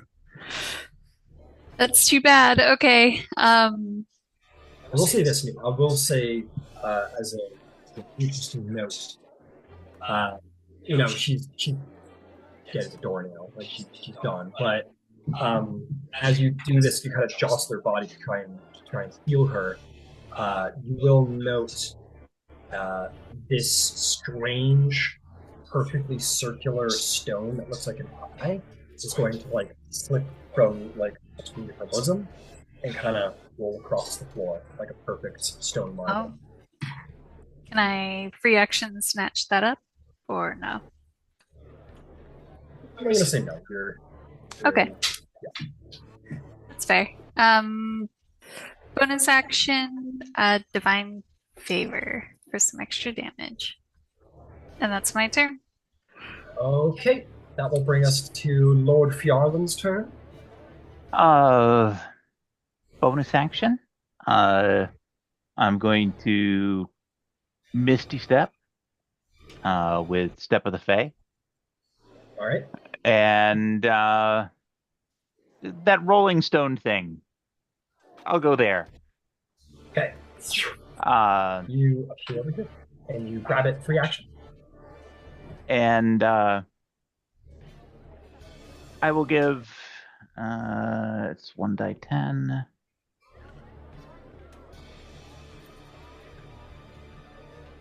Seven temporary hit points to our Princess Dewdrop. Oh, cool. As thank you. As Fae energy just kind of suffuses your body. Nice. It's My like a sparkles little are sparklier. it's like a little slice of home. Oh, perfect. Thank you. It's worth noting, Selena, this woman, whether it's discussed or not, you realize that Viotelli uses Fey magic on you. Oh, that's cool. He uses the power of the Fey to heal and protect you.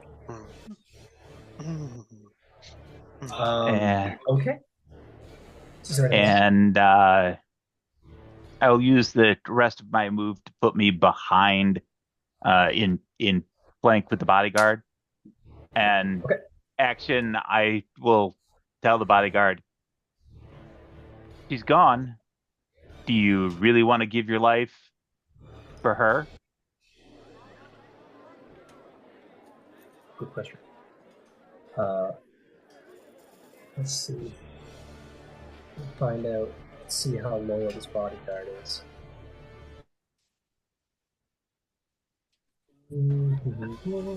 It's probably going to be a pretty distraught next turn for Bendrig, just so y'all know. So, see, I might just resource dump.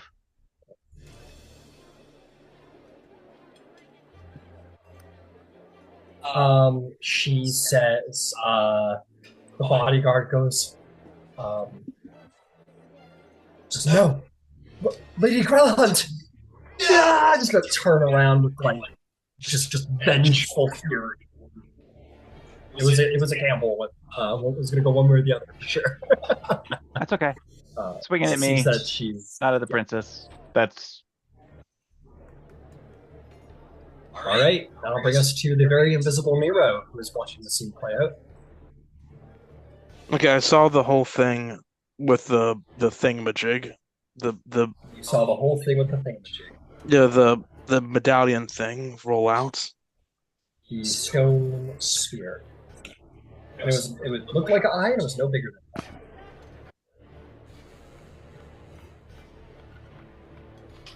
that. You hear a voice. You hear me?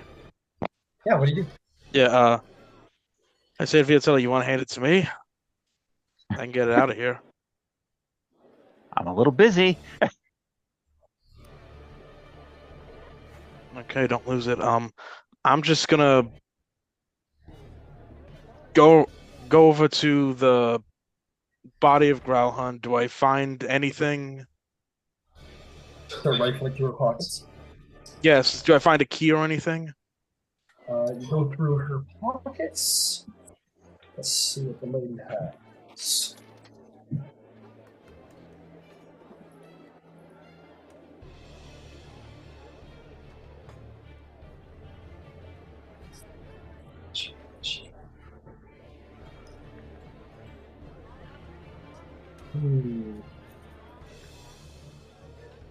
She's wearing like a skin tight black dress.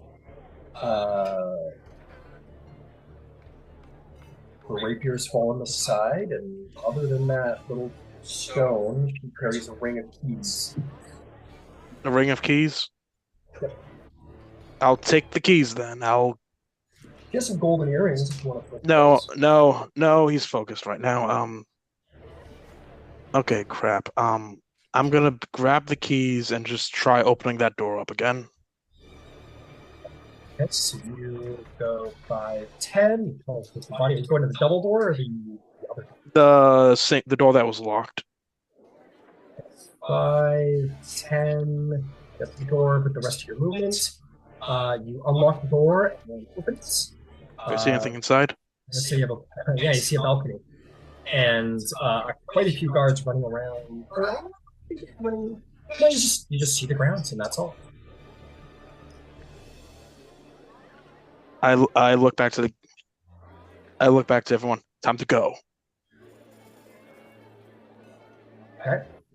That'll bring us to the bodyguard, who is going to indeed first focus one of the attacks on you, Viotelli, in here. Only a 9 to hit. There's a wild wide slash, and just over your head, you get out of the way. She grabs the edge of the hilt of the blade with the warrior skill of a veteran, and swings the blade over her head, chops down at Selena. And that's only going to be a 7, not rolling her anything this turn. Blinded by rage, but she will step back and put her back to the wall without provoking the opportunity to test. Bendrik, that is your turn.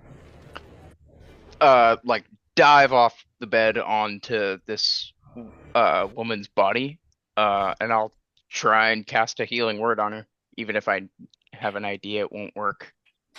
All right, so spell slot doesn't. The spell slot is spent, but Yeah. the magic finds no purchase on the dead Just body. start trying to like do compressions. Look around. I'll tell you what, make me a medicine check. It'll be a high DC, but I will give you the chance to try and see if you can save her. That'll be a good roll, though. 23. Well, that'll do it.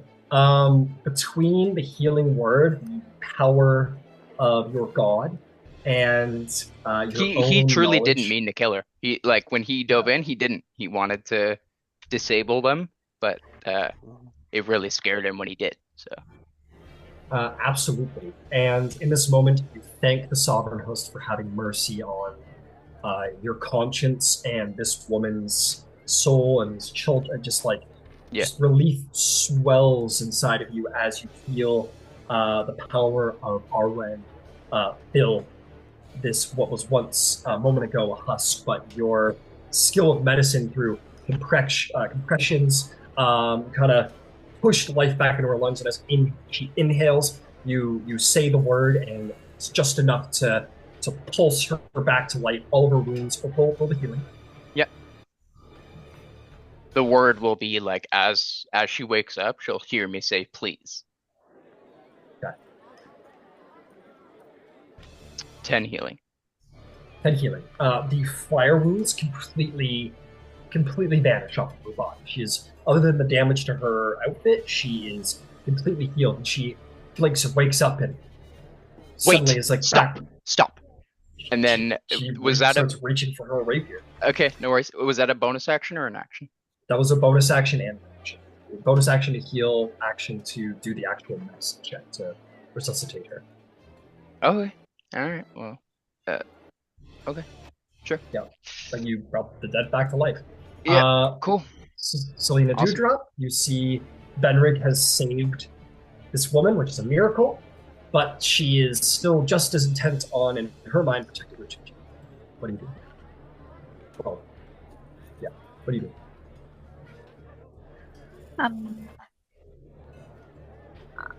I'll say to the mom, as she's like about to swing her hammer, she's like, "Hi there, I'm a fairy princess, and I would never hurt your children, so they're just fine. Everything's fine. We just want to talk." And she'll give a little grin as she goes to bop the guard. Okay. Go ahead and roll an attack. You're the nicest house invaders I've ever met. She continues to reach for her, but you're still invading my house for children. What'd you get? 17. 17 just hits. Go ahead and roll damage. Oh, cool. Actually, she is going to parry the attack with her great sword. She parries away, raises her AC just enough to get out of the way. Okay. Bonus action, harness divine power, and that'll be my turn. Understood. All right, Viotelli, back to you. Bonus action, I will apparate my sword. I'll actually, I don't have to move because I'm already in melee, but I'll jigger my. Actually, if I go to the kind of the corner space, would that put me in flank with the princess? Right there? Yeah. Yeah, that would certainly do it. And yeah, we'll just hit him. The lady on the ground will take the opportunity attack. It's going to be disadvantage, but she's kind of just going to wildly try to poke at you. She misses entirely with a nat one. Okay. You can't quite get the rapier in All right, go ahead. Take an advantage attack. AC 23. Oh yeah, that'll hit. For 14 points. That's good damage. Yeah, you slice down her back harshly, and she takes it and turns around to prepare to continue. All right, Nero, it's your turn. What do you do?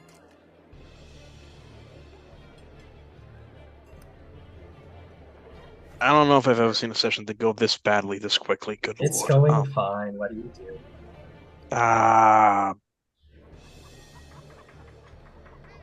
You got two in this moment, Nero. You have two options. There are your friends who are pitted in battle and are having a little bit of a struggle. But then there's also the Dura side of your mind, the survivalist, the urchin side of you says, there's the exit. You could survive. You could fight another day. What did you do? Your friends don't seem like they want to run. Do you run?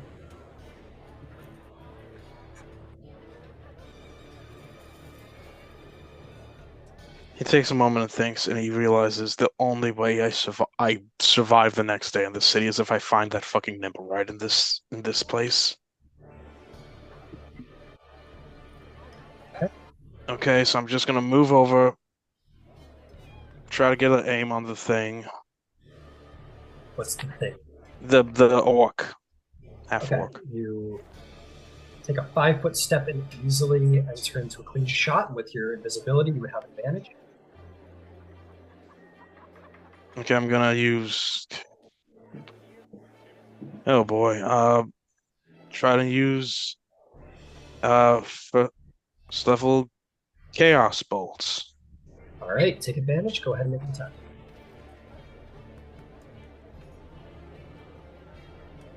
$17. 17 hits. Go ahead and roll damage. Hero the Guardsman reappears. 2 and 8s. What did you say? 2 and 8s. So 10. That's I'll take cold damage. All right. Frozen chill ices over the side of her as she cries in pain. Does she look weak? She looks bloody, that's to be sure. Oh. And I tell Viotelli, we gotta find the Nimblewright. That's the only way we're gonna survive. Okay. Yola Grulhund sort of crawls out from under you, Ben. I was gonna say, I think I'm about to get rightfully stabbed in the face. Over to here. She turns around, she says, "Get off me, you bastard!" And is going to try and stab you, Bendrig. Yeah. And she rolls a natural 20. Does she have disadvantage because of the on the ground or whatever? She's earned this one. Let her have it. Oh boy. It's going to be 17 points of piercing damage. She rolled max damage. Damn! No worries. I'm going to say, Bendrik, in that moment, you don't make any move to get out. No, of I don't. No, I don't think so. I think I'm just like shocked on the ground. I see her get up, and I'm like, "Oh, I'm sorry."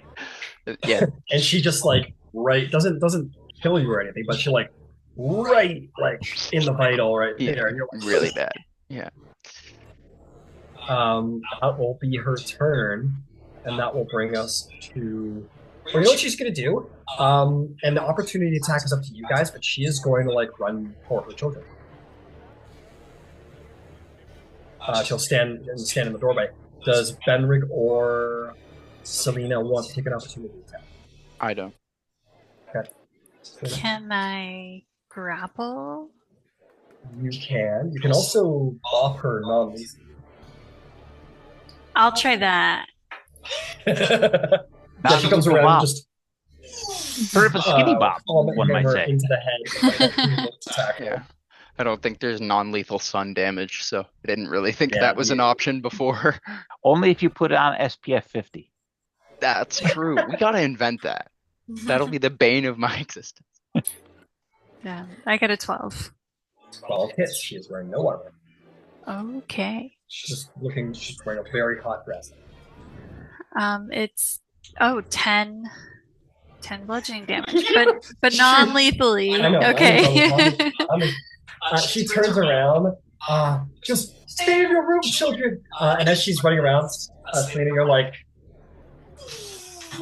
just like turn around from the combat and just like clothesline, just fucking boom, and she hits the ground hard. But she's laying there like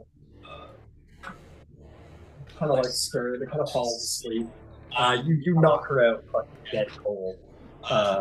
She's out for at least an hour. Damn.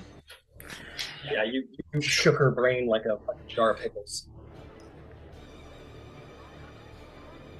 You shake jars of pickles? No, probably not. Like I don't know. It's the only thing I could think of in the moment. I think the visual just did it for me.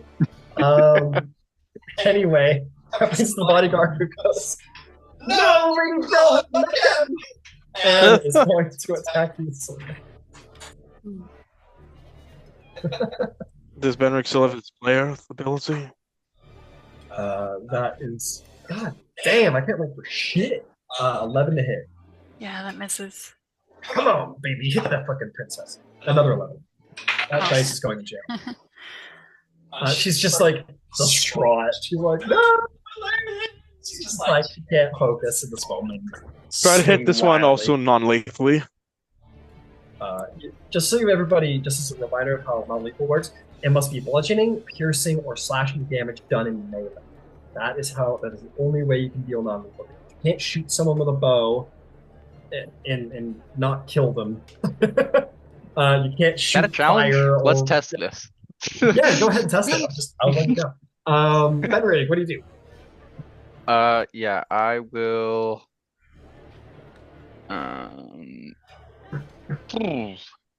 Bonus action.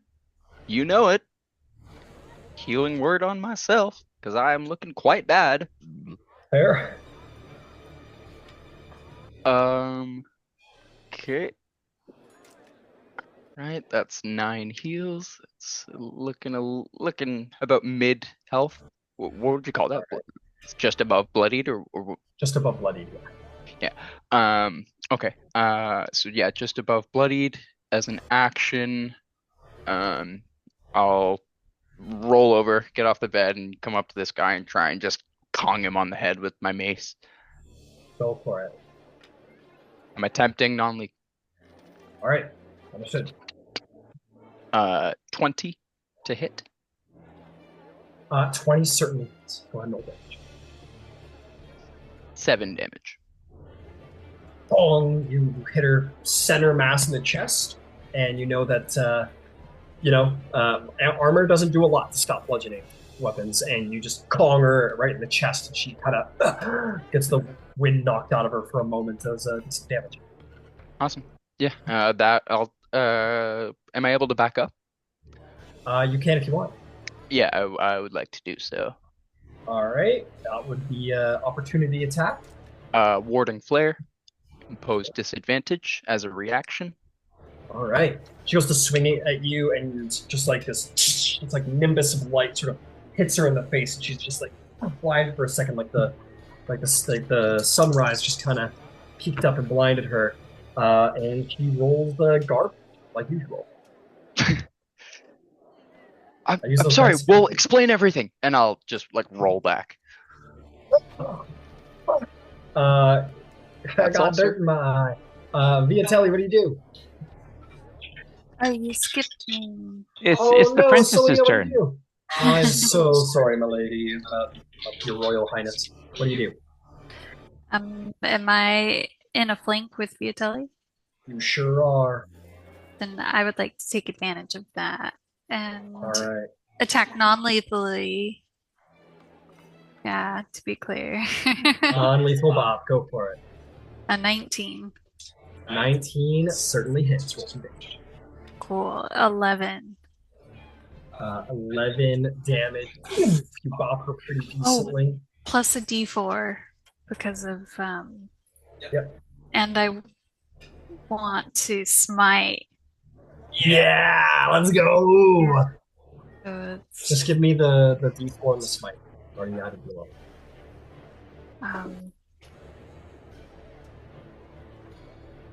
Oh my god, I rolled ones on both, so it's 2 more damage. What about your D4? You did divine favor, right? Yeah, that was one of the. You did roll 3 ones in a row. I guess so, yeah. God, that's your god is you know.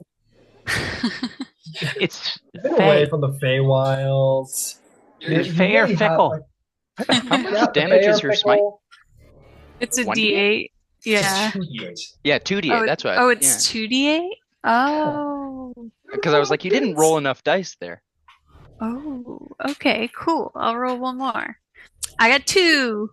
1 extra point of damage. And all. So Selena, you bob in this moment, and maybe this is because of a couple of reasons. I mean, you're fighting this, you've slain dragons, you have, fought like an army, like the rope all by yourself, you killed great and mighty, treant kings, and you've done incredible things in the Feywild, but this, lowly soldier is this person who's been in a couple of battles, whatever, is kind of kicking your ass. And maybe it's sort of calling into question for you, how is it possible am I weaker here in the real world? What's going on? It doesn't make any sense. And also, you've been away from your mom for so long, and just in this moment, you're like, what's going on? And you're having this this shake of faith, perhaps, as your powers just not doing what it did back in the Feywild. You've slain Archfey and dragons, and this one warrior is kind of taking you to school, and you're like, what's going on?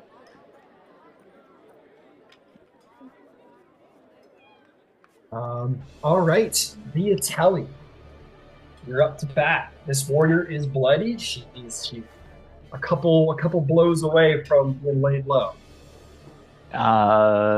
Yeah, I've got a flank. I'm gonna just try to hit him. Hit her. All right. That'll be a 25.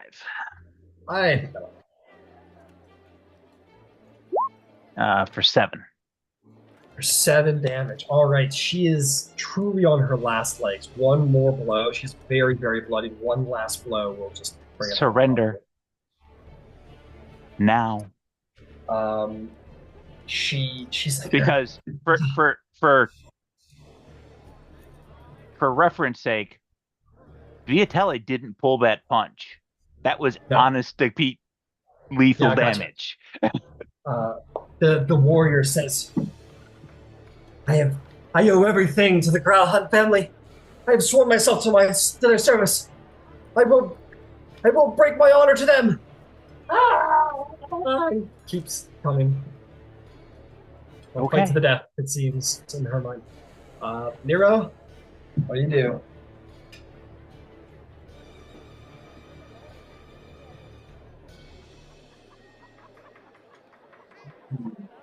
I'm thinking.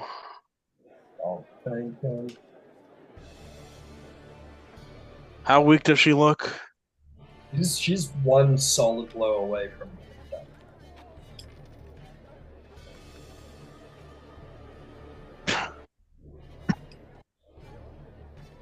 At this point, why not? I'll take the blunt side of my hand axe and try whacking her. All right, you're running the melee? Yeah. Make an attack roll. This won't end terribly. 16. 16 just glances off the back of her splint armor. No hits. Okay. I run away. I try running away. She already had used her reaction, so you're clear to move away. I was like, and I look at Viotelli. We're running out of time. She's going to take her sword, and she's going to swing back again at you, Viotelli, because you're so mean with your words. That's going to be a 21 to hit. Oh, that hits. I know. You're supposed to be really good at fighting. That is going to be 13 slashing damage to you, Viotelli. And she's going to try and thin the herd. I mean, less bodies on the field. She'll take her last attack at you. And that's an 8. She's very wounded, unable to swing accurately. That's going to bring us to Bendrig. Bendrig, like I said, one savvy shot. Yep. And how is Viotelli looking? He's been better. Okay, no worries. Yeah, in that case, I will use my last channel divinity for Viotelli and give him a divine spark. Heal him for 1d8 plus 4. Heal him for 10 HP. Okay. And then, yeah, that'll do it. I'll let somebody else do this. I'm not great at hitting. Understood. And that'll be all. All right, that brings us to Selena Dewdrop. See if you can take her down. Yeah, I'm gonna try and non-lethally hit them. Okay. At advantage because of the flank, right? Yep. A 21 to hit. That'll hit. Roll some damage. 10 bludgeoning plus a d4. How do you want to knock her out? I want to almost like a cartoon, like going for like a really big hit, and then right before she gets to the head, she slows down and then goes bop. Incredible. You and then just so silly. You just and she kind of and then you just and then that divine favor just like pulses out of the end of your hammer, a little divine favor, like spark of radiance, and she just like falls over and like smacks her head off the ground, and that knocks her out. You have defeated the bodyguard and the lady of the house. Can I go shut and lock the doors? Yep, you go over and shut the door to the children's room. You don't know where the children are, maybe on the bed. And you close the balcony door as well. You can lock them from the well, this is stuff. So you'll need the key to lock those stuff. I'll lock it, but like I tell the others, what are we gonna do? What are we gonna do? What's our story? I say we hold the lady hostage until we can collect enough evidence. Oh, Titty will come down on us. But Just guys, for a little while. We just need a little bit of evidence. No problem. I'm gonna go to her bureau, and a person who wears a dress like this has got a shawl or a scarf or something. We're looking to tie her up. Is that what is happening? She's coming with us. Oh, sorry. I'm sorry. Someone was asking me a question. I have rope. Fantastic. Okay. Yeah, that's also true. You guys remember that when you graduated from Adventurers College, everybody got a 50-foot line of hemp and rope. So yeah, you can tie her up. Okay. I'm still disguised as a guard. Fine. Okay. Fine. This is the plan. Selena, just carry her and just run. I'll cast invisibility. What was outside that door, Nero? It was like the guards, bells ringing. The guards are gonna show up. And I go over and I make sure the double doors are also locked. Nero? What? What was outside the door that you opened? It looked villa. like it was sunlight. Where on the building? The front of the building. So you could see the front gate from there. Yes. I Fantastic. I have a trick that can Ryan, how far was the front gate from that spot of the balcony? How many feet? I As got you something that use can help. your adventurer's perfect memory for geometry and mathematics, you What take the that hell is a to- kilometer? probably like 65, maybe 60. Okay, okay, hang on. I have a plan. Okay.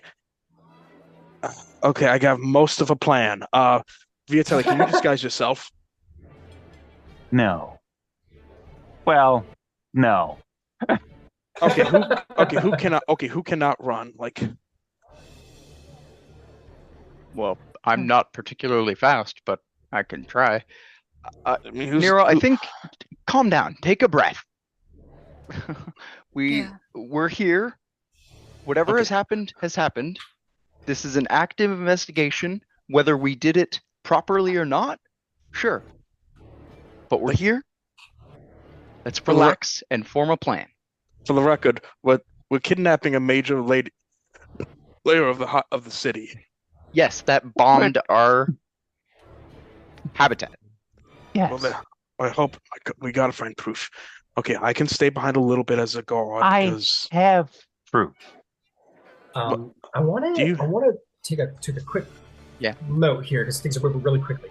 Viotelli, you went through her armor stuff, right? You were looking for something like that. Yeah, okay, cool. You had the keys, so I'm not worried about it. yeah, You go inside and you find a number of like nice shoes, expensive gowns, blah blah blah blah blah blah blah. But you do find something that is kind of interesting. You find these like really dark robes and these holy symbols with basically what look like crisscross bones and sticks and like a streak of blood. I'll hold it up and Bendrik, what cultist bullshit is this? Bendrig, on site, you know that is the darkness. This is an amulet of the darkness. They're at least affiliated with the shadow. Nero, Okay. our investigation is grounded. are they illegal in the city? I don't know. Is Ryan, cursing children morally gray? She's coming with us. Yes, I think that's a good idea. Well, this is more than enough evidence. Okay, And I will take the robes and the holy symbols. You said symbols, as in plural? There's two. Both her and her husband. Fantastic. Can I rummage through that desk really quickly before? Yeah, there's some perfume and lipstick. Oh. Tasteful. Does the sword that the bodyguard have look like anybody could use it? That's not currently here. Tal'Dorei or Darwin, or like, does it look like a nice sword or anything? It's a great sword. It's a big, hefty blade. Good. It would require a skilled warrior. Oh, okay. No worries. I think, but Tal'Dorei has proven himself quite the weapon master. He's a fighter. So he could use it, but you know him to be more of like a dexterous person, so maybe. Okay, so whatever. Yeah, it's just a sword. Cool. No worries. Grab the lady's rapier for Tal'Dorei. That There you go. seems like a better idea. Yeah, I'll do that. No, I'll put it in my pack.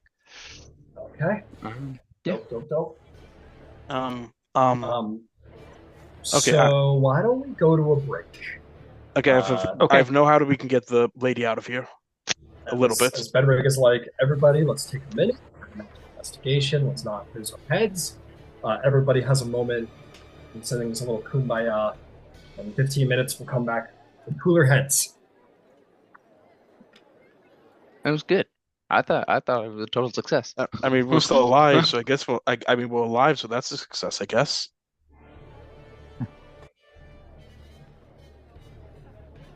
Oops. And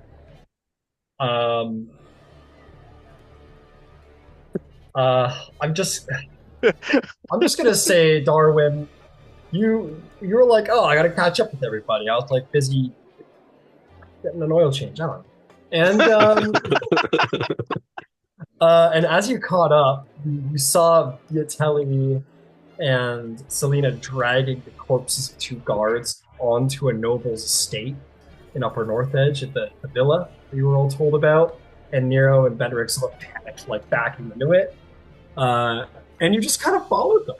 You've just been kind of following them. So at this moment, you guys hear like a knock at the door to the children's room, and Darwin, you can. Give me a second. I run just put see you. something on the stove. I need to make sure it comes off. But Darwin's still catching up. It's all yeah, good. like Uh, anyway, back to guys, what's I saw you guys come in here. What's happening? Uh, oh, yeah, you guys unlock the door and you see Darwin standing there. we pull him in. We put him in before the children can see anything. Whoa! As the guard says, "Stay right here, children." Lock the door. You just see the children like, with the look of like, "We'll need therapy" over their heads, under the bed, What have we done? as they watch their Stop mother burn to collecting death kids. and then get knocked out in What- front of What them. is this? What is this buddying kids? Traumatizing kids. Let's be traumatized. And, I'd like to point out, keep in mind, these kids were being raised by cultists. Okay? Cultists, what These, is? these are kids being raised by the people from Eyes Wide Shut. Okay? oh, These kids fuck yeah. already needed therapy. Okay? Okay. They already needed therapy. This is just some icing They're just on gonna that need a lot cake. more. That's all. Yeah.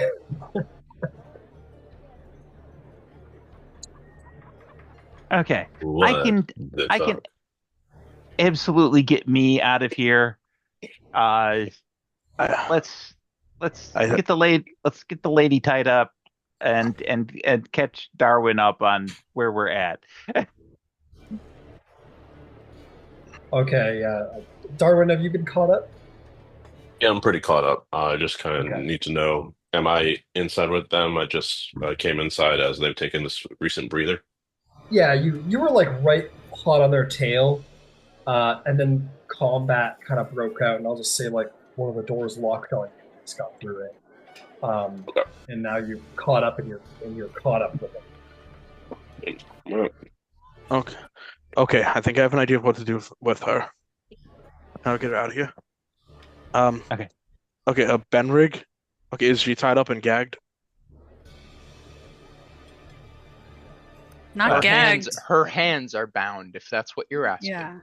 Okay. Just just put a gag in her mouth just in case. No, that's okay. Oh, We're she's- not she's- cultists. She's out cold. Okay. Okay. She got Dewdrop hammered, and she's gonna be half a day. Would I be Come at all to- able to? Actually, no, definitely not. Sling her over my shoulder, no chance. All right. How strong are you? Not 12 strength. Oh. Oh. Okay. I'll go look at your sheet and I'll let you know. No, like I have a +1 to strength, and She's my like score she is probably 12. weighs like 150 pounds. This woman. Okay. So if you have I mean, 150 yeah, I'm points, bigger you're- than that. Yeah, so I'm a little Well, bit stockier than that. I'll go look at your carry cards. I think. Look at my thing. It says that I'm about 100. Oh, I'm 130. No. Probably not. 4'3", you're- 135 pounds. Carry capacity is 180 pounds, and you're already carrying 63, so you're a little heavy for you. No worries. Okay. Okay. I have an idea. I'm good. Okay, I'll say the turn- idea before you say it again. Okay, fine. Listen, I can turn her invisible. Benrig or somebody will carry her. You go out on the porch out here, porch on the balcony, whatever it's called, and I'm gonna teleport you outside the villa walls. You go get a sky skift or whatever, and get back to the Platinum Rest. Just keep her quiet somewhere, so we can figure this out. I can carry her and pretend I'm not carrying something because I'm super strong. Does she have the carry weight? Oh, I don't know. You could carry 270 pounds, and you're carrying about 100, so yeah, you could. It's easy. So you see Selena just fucking bench this whole woman and put it over her shoulder. Okay. After How that, the like, fuck do you do that? I like try and take her pack. I'm like, oh my princess, that's amazing. okay, that's the But plan. okay, hold on, Nero. That street is one of the most watched places I've seen by the most type of people. If you want to make noise, they will see. Yeah, but this won't make It's noise. I'll just teleport her out there we and don't just. we don't. don't Can have a you choice. fly carrying her? Sure can. Okay, Nero, make the I- lady of the house invisible, please. I could try making both. No, wait, that No, won't work. just make Okay. the lady of the house invisible, please. Okay, fine. She's invisible. All right, lady of the house is And- invisible. Viotelli will come up and will just caress the side of Selena's face, and she will become invisible. Hey, Okay, good. all right. We'll see you on the outside, princess. And See you all soon. See you at the And platinum she'll- rest. Nero, the door. I get it unlocked. See you at the platinum rest. And if the princess so wishes, it takes a half hour to cross a ward. House Oh my Landing God. is pretty big. Could I go to the sky skiff instead? I'll clear that out really quick because that's brilliant. It's brilliant. You you've got this lady. You don't know how long this visibility lasts. You got this lady. You find this sky skip. You fly up to this guy who's like reading Sharn Inquisitive. What do you? And I'm still invisible. Uh-huh. Hi there, it's Lena Dewdrop. Ah! God. What? What's that? It's Lena Dewdrop. I'm invisible. Hello there, Miss Ghost Selena person. Nope, just invisible. Oh. Valid, I guess. Yeah, I went on an adventure today, and so I'm invisible now. I don't know when it's going to wear off, but I'd like a ride home.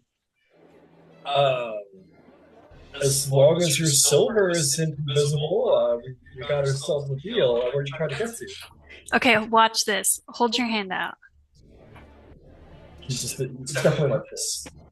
Yeah. Here, over here. And she'll flutter over and put 2 silver in his hand, and it should appear when she lets go. Yep. And he goes, oh, okay. I'm not going to turn down a paying customer, invisible or not. Please, hop aboard. Perfect. And she'll fly in with the lady of the house. You will need to pay 4 more silver to do crossing 1, 2, 3 wards. But he will take you within 15 minutes back to Hobbit's Landing, and you can stash the snowball. Masterful. You stash her in there, and she's still well and unconscious, with a big welt on her head. But meanwhile, back at the ranch, what do the rest of you do? Back at the ranch. Okay, okay, I'm a guard. I can walk out of there. Okay, Viotelli, you can Misty Step or your thing. You can do that. Darwin and Bendrig, I think I can find a way to teleport you both over the walls from the balcony. Okay, that's a plan. Let's do that.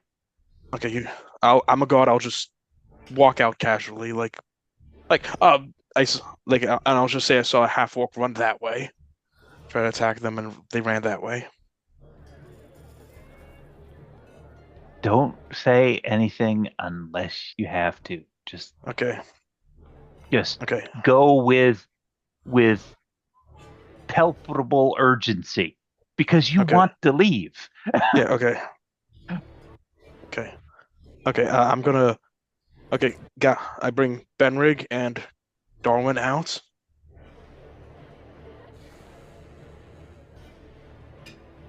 Out onto the balcony, and I'm gonna use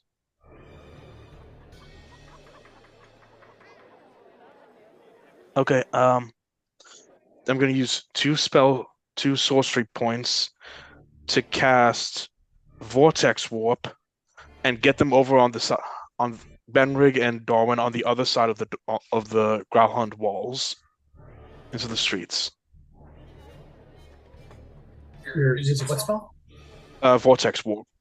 Fucking killer spell. They're 90 feet. Okay, so you're just gonna hit them. You've already used invisibility, so you can only do it with one person. No. Unless you're using sorceries. I only use invisibility on one person, Lady Grulhund. Well, you cast invisibility on yourself in the fight, and then you cast but I have on Lady Grulhund in the fight. Yeah, but I have Shadow Touch, so I get a free use of it. Oh, okay. Very cool. Okay, so that gives you one remaining spell slot. So you're just doing one person, right? I can, with Twin Spell and using 2 sorcery points, I can cast it on second person. Okay, fair enough. So that should get you, 2 people, should get 3 people technically at the end of the day, according to all your system levels. Yeah, you could put yourself out too. Yeah. Can you vortex warp yourself? I don't think so. Well, you could get Bendrig, Viotelli, and Darwin. So you just twin your okay, first one and then get your spell slots back. Okay. Yeah, I'll just. Yeah. If I can do that, I'll do that. Okay. Oh no, it costs 3 sorcery points to recover a second level. So no, you can only get 2. Okay. Yeah. Well. Okay. Viotelli, you're on your own. Sorry. Don't worry about it. I already had a plan to get out. Okay. I'm okay. See, on the other side, I'm gonna try to make my way out. Ryan as a guard. All right. So you put Bendrig. It's a 90-foot thing, right? Yeah, 90 feet, and Darwin. Got it. So you guys walk out.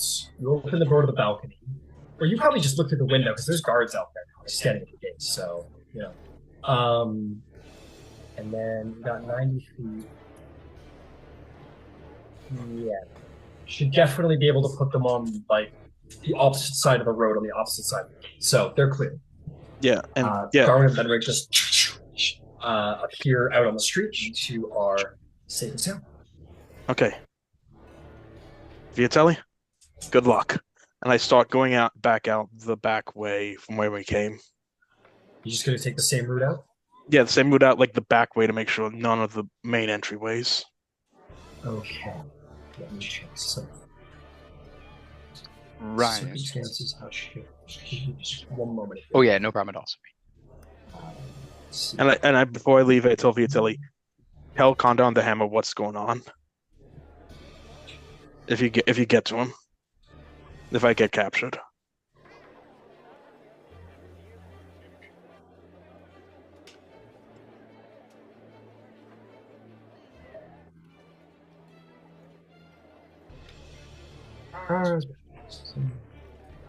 Okay. So the alarm, as a note, the alarm was sounding at the front gate, which means that there is a lot of guards standing over by that gate. That's what I was saying. Yeah. I'm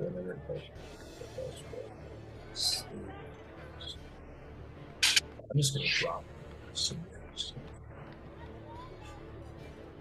So there's probably like at least 1, 2, 3, 4, 5, and then these 2 guys are outside the gate itself. I would even go so far as to say that these guys, since they're standing outside, would see Bendrig and Darwin materialize across the street, and it would be a bit of like a, hey, you two! Run. And then Run. what do you guys run. do? You're Sorry. You're Darwin. The guards sort of point at you. What do you do? Are any nearby alleyways or How far away from any egress? It wouldn't be too far. Like you're right in the middle of the district, so there's plenty of like roads to run down.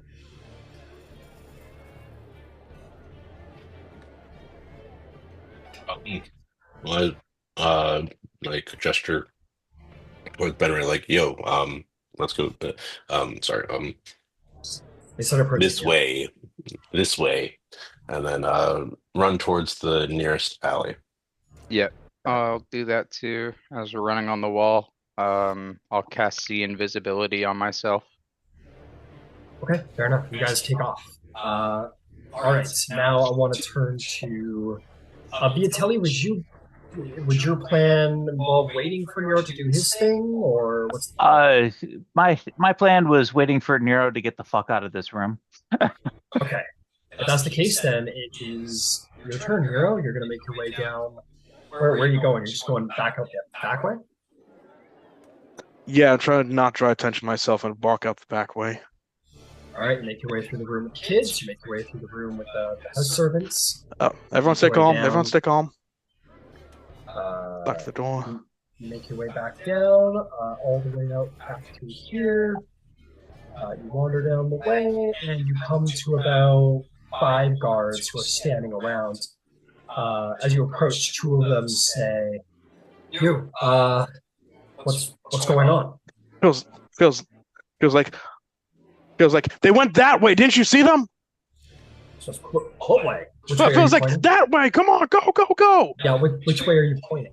Feels like the opposite way the opposite way of where Bendrig and Darwin went. So you're pointing out of the villa down the street? Yes. Make a persuasion check. Okay.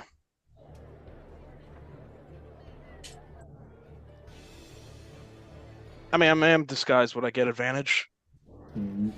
No, that's not the issue here. Well, actually, it's a deception is what I need. It's a deception.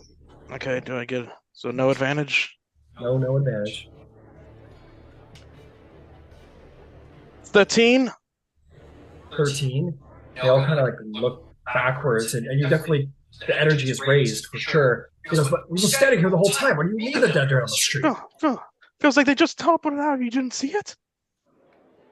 We're standing right here. Feels like well, come on, follow me. And I go up and like we gotta get them. Like, and I open the gate like, come on, go. All right, these some of them are gonna hang back, but I will say 3 guards go running after you as you go charging down the street. Okay.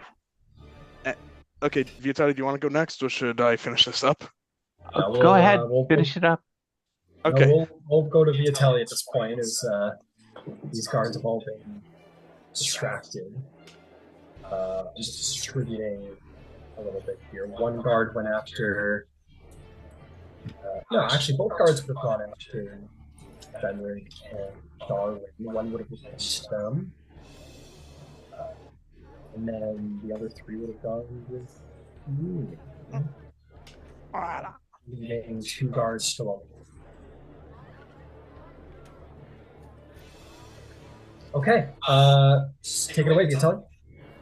Okay, I'm gonna go back to the lady's armoire, grab any piece of clothing. There should be blood pooled on the floor. Yeah, there's been some slicing action, absolutely. I'm gonna daub up a bunch of that with the cloth, and I'm gonna cloth paint on the floor the symbol for Clan Borimor. Make me a performance check. That's a pretty performance check. 20. 20. You make a nice representation of a dragon with sort of folded wings on its talons. You stand back and you're like, oh, nice. And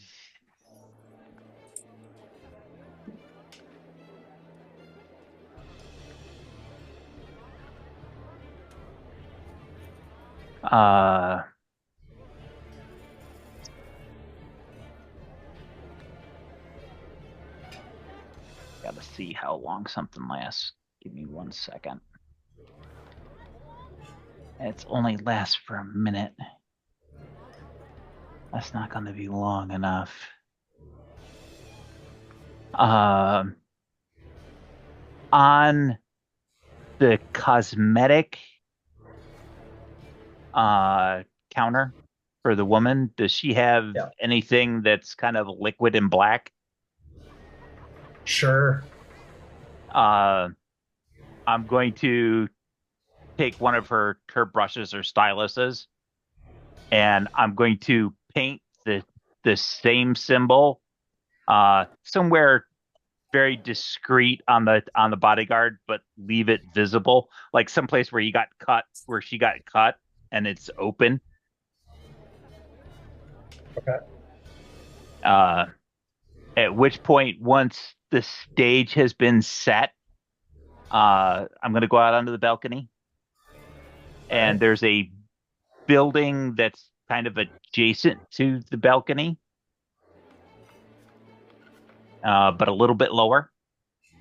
Yeah, the barracks over here. Yep. Okay.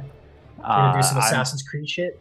I'm just gonna Misty Step it because I've got a few uses, and then I'm going to Assassin's Creed myself up onto the main roof to get to the back side of the building. Okay. And then I'm going to Misty Step down to the ground in some place that's reasonably discreet. Okay, make me a low DC acrobatics just to make your way along the roof there. 13. Yeah, without issue, you poof onto the roof. You sort of Naruto run across the roof very stylishly. You like jump through the air, swan dive style, and just nightcrawler onto the street and just walk along your way like nothing happened. People are like, "What was that in the sky? It's so incredible!" And you're just walking down the street. Like there's nobody's issue yet. Just cool as a cat. And we'll check off 2 more of those uses. And that is how you get out. That was a pretty tight exit. I'm not gonna lie, that was pretty cool. Okay, gonna roll something. Actually, it's more gonna. Oops. Actually, yeah, so evens odds. Hey, Viotelli, call it evens or odds. Odds. Okay. Okay. Okay. Bendrig and Darwin, you guys have gone for a run. I want you to make me, as you've kind of being chased by these guards, I want you to make me, both of you, an athletics check to get some distance on. See if you can get some distance on. It'll be a bit of a skill challenge. 6. 11. Did I on see invisibility? Did I see that slightly invisible person still in the alley? Yes, you did. And as you look back at the guards, you see that maybe like how far does it extend? See invisibility. Casting time 1 action, range self. Duration 1 hour. For the duration, you can see creatures and objects that have the invisible condition as if they were visible. Doesn't say distance. Oh, perfect. About 60 feet behind the guards, who are about 30 feet behind you. So this person's ranging from 90 to 100 feet. While invisible, is like keeping pace with your pursuing. Pace. Yeah. Cool. Okay, no worries. And I'm currently with Darwin. Yeah, you're currently with Darwin trying to evade these 2 house guards. I'd like you both to now make a stealth check to see if you can try and evade them. They're gaining, so it's a higher DC. Looks like I have disadvantage, so 9. 12. Darwin is struggling to keep pace. Darwin is struggling to like. How far are the guards? They're gaining on you. They're like getting to be around. They're like 30 feet right now. You're like, I want to just cast walking. grease on like the alley floor between us and them. All right, you Oh yeah. pass the grease. You just like turn a nozzle on one of your devices, shoot down some grease, and they like, whoa, and they Looney Tunes slip and fall and bash into the wall, and you guys keep on running. And thanks to Darwin, you guys get away scot free, or Darn, at least there's still you. something pursuing. Just so you know. Let's keep going. All right. And yeah, You did see Benrig. That person didn't get caught in the grease, but did stop at the edge of the grease, so did get left behind a bit. But as you're kind of running away, you say this to Darwin. You're like, okay, we got to get away. As you turn down this alley to get away, there's going to be some folks standing in the alley, blocking your way forward. You're going to see. Let's see here. Sorry, scrolling. You are going to see two heavily armed orcs and.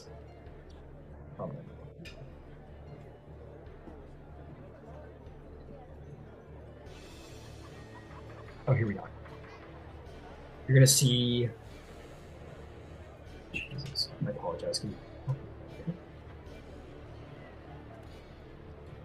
Yeah, you see these two pretty heavily armed orcs and three shifters, sort of at their backs with short swords out. And one of the orcs looks at you, Bendrig, and says, "Pleasure. Hand over the stone." I don't know what you're talking about. I don't have any stone. You're wasting everyone's time and costing yourself a lot of pain.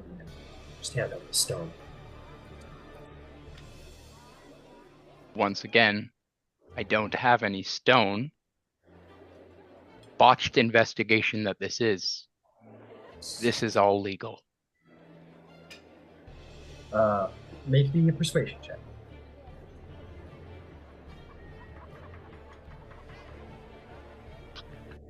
Eight. 8. The guy sort of sighs and goes, so unnecessary. I need you two to roll initiative. Really wish we didn't go at that front door. Jesus. 1. And an 8 for Bendrig.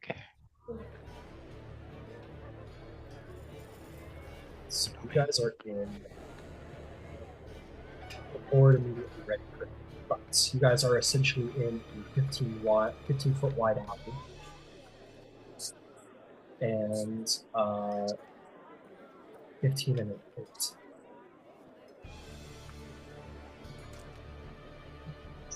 Excuse me.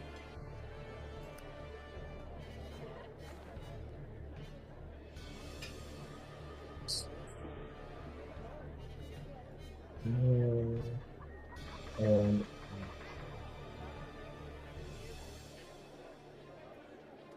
16.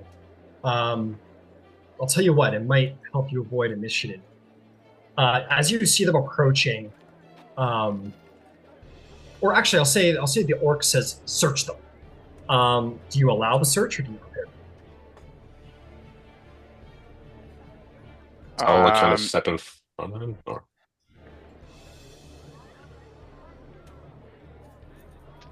Better? Yeah,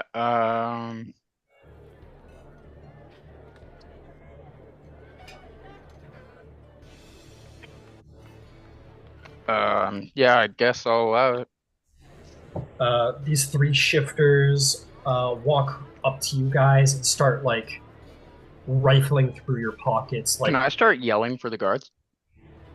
then it's initiative. Oh, fuck. Yeah, What? Sorry. I don't know. Okay. Yeah, I guess whatever.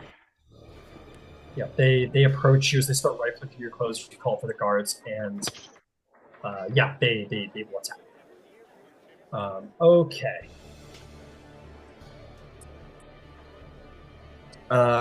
Okay, so both of you rolled below a 10, it sounded like. Shifter rolled a 16.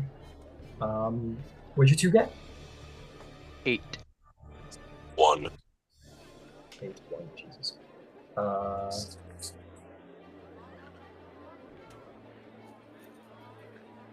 Okay.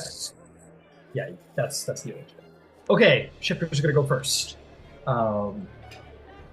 They say, "Shut up," and they are going to. I guess find. They won't do that. They're gonna take their short swords and try and start like just fucking prison yard janking you like in the nose. 2 are going for you. Actually, they're not gonna fuck with you. You haven't said anything. But these 2 are definitely gonna try and stab you. 1 rolls a 10, 1 rolls a 16. Okay. AC of 18. Okay, both of them, you just kind of get your shield in the way, and they kind of bang off the shields. You're going to see them both kind of like, and their bodies just kind of like ripple with muscles. They kind of have like a split beast kind of transformation. Their bodies don't fully turn into like werewolves or anything, but they certainly strengthen, their veins pop, and their teeth elongate. That's going to bring us to your turn. Can I go to that necklace in my bag and pull one of those beads? Sure can. Where are you throwing it? Right in the center of them. Okay. I said enough!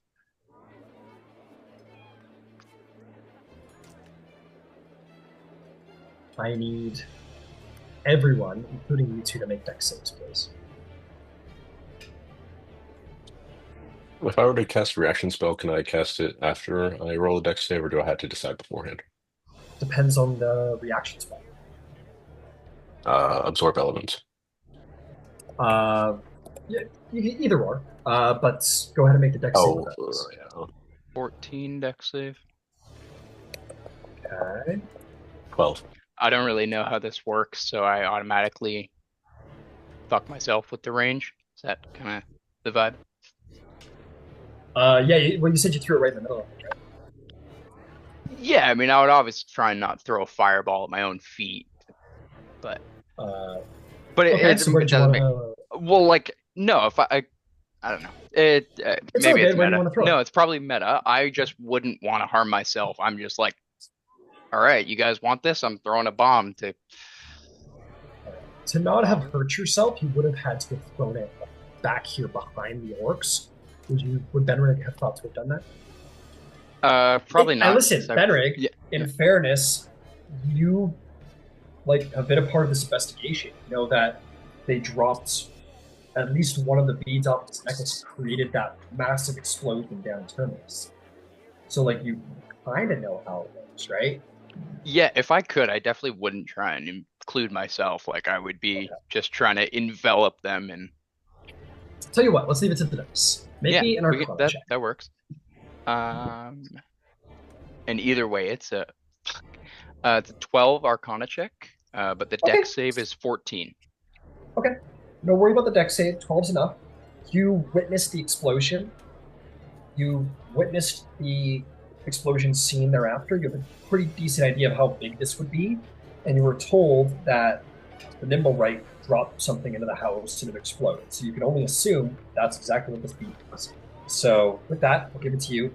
You toss it past the orcs, and in the middle of the upper north edge, like noble city, this ball of flame explodes and devastates the surrounding area. Only the bad guys will make decisions. Just trying to make an opening just for us to be able to leave. Both orcs fail. And the shifters all fail as well. They all rolled below 10. Complete shit rolls. Roll me some damage. That is 8d6. Oh.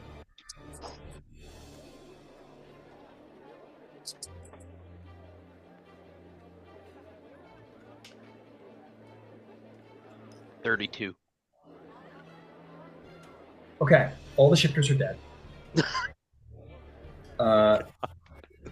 Yeah, all the shifters are very much dead. 32. The orcs aren't dead, however. No worries. They lived. As But they still took 32 damage. What do you do after? I was just gonna say, as I see them and they explode in flame, I'll say, I saw you on the way. Are these the ones I saw on the way in? That were in the building across the street? Yes. Cool. I'll say, I saw you on the way in. I know your face. I'll remember it. Darwin has it in his brain, in his head. He will go to the watch. You don't know who you're messing with. And then I'll just try and back up and move, even if that's not an intimidation check that'll work, because it honestly might not. I'm not too intimidating. Just throw a fucking fireball at their head. You could definitely make an intimidation check. It's a 9. A 9.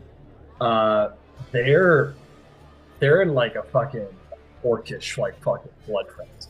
They're raging. Yeah, no worries. Darwin, we have to leave, and I'll start running. All right. 25 feet of speed. 25 feet of speed. All right. Warriors are coming in hot. This one, they both just like. Oh no, they're not gonna. They do that anyway. It's cool. But this one's gonna run up to you, Darwin, and is going to just take this really nice great axe and try and put it in your head. This one is going to use his bonus action of aggression to move his speed again up towards a hostile enemy. So he's going to chase you down. This one, so they're both going to take great axe attacks. This one's for you, Darwin. 2 attacks. That's going to be 16 and 18 to hit. I have 18 armor class. All right, only one of those hit then. That's going to be it's going to be 15 slashing damage to you. Cleaves into you. As a reaction, I cast shield. Did you do absorb elements? No. Well, no. Okay. What? Well, I guess I don't think so, because I didn't hit us. Oh, I didn't right. end up hitting us. Right. Okay, you cast shield and block the damage. In the future, though, Darwin, you'll probably be a little bit quicker because I gave you the attack roll and then the damage from the spell. Okay. I mean, I'm fine taking the damage if it needs to be necessary. No, you're good. Just for future reference, that's all. And now, Bendrig, these 2 are for you. I'll do a warding flare on the first one. Disadvantage. Okay, that one misses wildly. The second attack comes in. That is going to be 23 to hit. This could be bad. That's going to be 11 points of slashing. Okay. Okay, Darwin, you're up. Bendrig's looking pretty bad, by the way. Not to... You have your own call, but just letting you know. He was damaged from the fight before, so that's all. Sorry, I just need to verify something real quick. We're also not completely screwed. I have a couple slots and stuff we could do.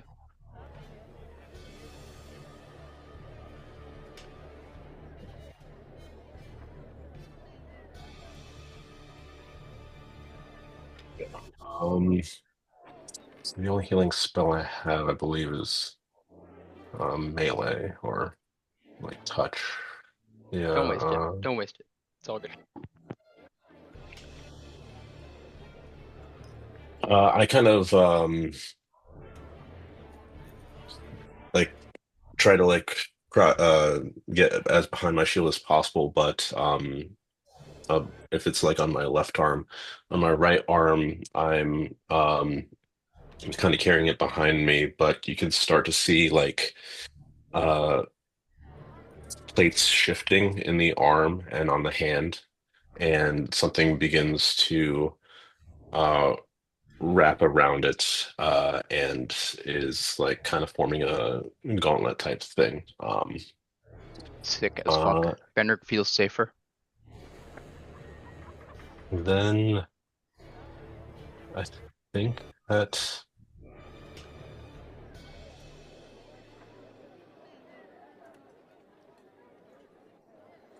I don't think I have like anything for my bonus action right now. So actually, I'm like summoning my Eldritch Cannon, which takes an action. It says as a bonus action, I can then I can attack with it using a bonus action. Can I attack within the same turn I like summon or bring it out? As long as you got the timing on it. Then I chose the flamethrower one, and I use my Eldritch Cannon flamethrower on the orc in front of me. All right. What do you need from me? Dex save? That's a dex save of 13. That will be a 19 to save. Okay, so I think half, it's half. So 2d8 damage.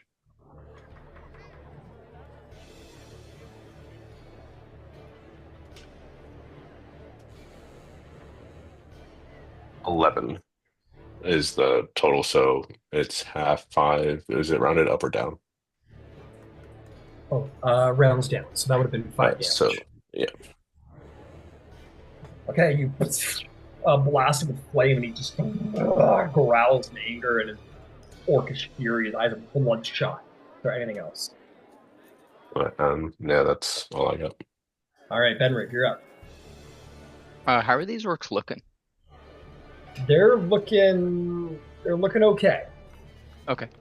No worries. I will bonus action my last healing word myself. They look physically injured, but they look like they're showing no signs of slowing down. They're very barbarians. Got it. Okay. Yeah, and then as a action, I will cast a 2nd level command. Okay. I'll say, "Leave us!" And like Kong my shield, and concussive energy will go out. Hell yeah. One fails with an 11. The other fails with even less. Nice. If we want to just take, if that works for you, to take it to narrative at that point. Just for them to stop. Like I want them to halt, not take any actions. You're like, God, you're like, enough! And they just kind of like bring their axes up and just kind of like can't bring themselves to like swing the axe or move. And you take the opportunity. Darwin, you notice as well. He goes to take a swing, and he just kind of like he literally just can't pull his arms forward. And the both of you take the opportunity to get the fuck out of it, if that is your wish. Maybe you leave the flamethrower behind and just like leave a little fire cover as you guys take off. And as you take off, a significant amount of interest is going towards for that fireball. Because this is the 2nd bombing that has happened in the city in about a week. So guards go charge in that direction. As you guys are getting away, you kind of go, "We have to stop!" But you make a daring escape, and Darwin and Bendrik, you guys disappear into the crowd to alleviate yourself of your enemies. Well done. Tight spot, but you made it out. I didn't expect you guys to make that out, I'll be honest. Both of you take inspiration. Very, very skin of the teeth kind of shit. Well, seriously, well done. 0 channel divinities, 0 spell slots. Wow. Nice. That was fantastic. And you know the best part? The absolute very best part is the initial bombing was blamed on the Borimor clan. What are they going to find upstairs in the room? Yeah, so I we'll got just something- and me orc and Darwin with a just symbol full dip. and the blood mark on the floor. Well, I got something fun for you, Viotelli, but we'll get to that in a minute. Nero, I'm excited to see how you get away from these guards. So, you go running up the street in the opposite direction that Bendrig and Darwin. You and the 4 guards, these 3 guards are following you. Do we hear the explosion? Nope. You're running down the street. What do you do? I feel. Okay, I see the split in the street. I say, you two go that way. We'll go this way. Make a persuasion or make a deception check. Oh gods! Oh gods! Oh gods! Oh gods! Hold on.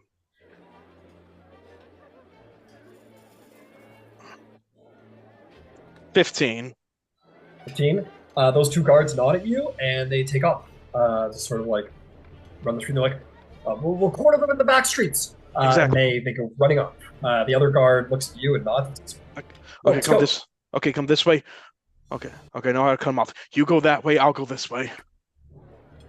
What? That makes no sense. It feels like I know these streets. I know these streets. Damn it, trust me. He squints at you and he goes, "Wait a second. Who are you?" I was like, "Who are you? What the hell are you?" No. I dash and run away. He takes a spear lance and you just run off. He'll take a lance at you. You run off. And he gets a good look in your face. He goes, "Wait a second. I don't know you." Well, that's going to be a 15 to hit. Hang on. 15. 15. Let me check. Shield. All right, you cast a little shield. And I dash out of there. I dash down the alleyways. Go back here, I'd go dash down the alleyways. I got it. Go ahead and make an athletics check to see if you can outrun it. Oh boy. Athletics, okay. Hang on. 8. You go dashing down the alley, and it only takes about 20 seconds for you to start running out of breath. And at that moment, he catches up to you with his 18, and he just like dives on top of you. Make an athletics or acrobatics check. Okay, acrobatics. Let's see.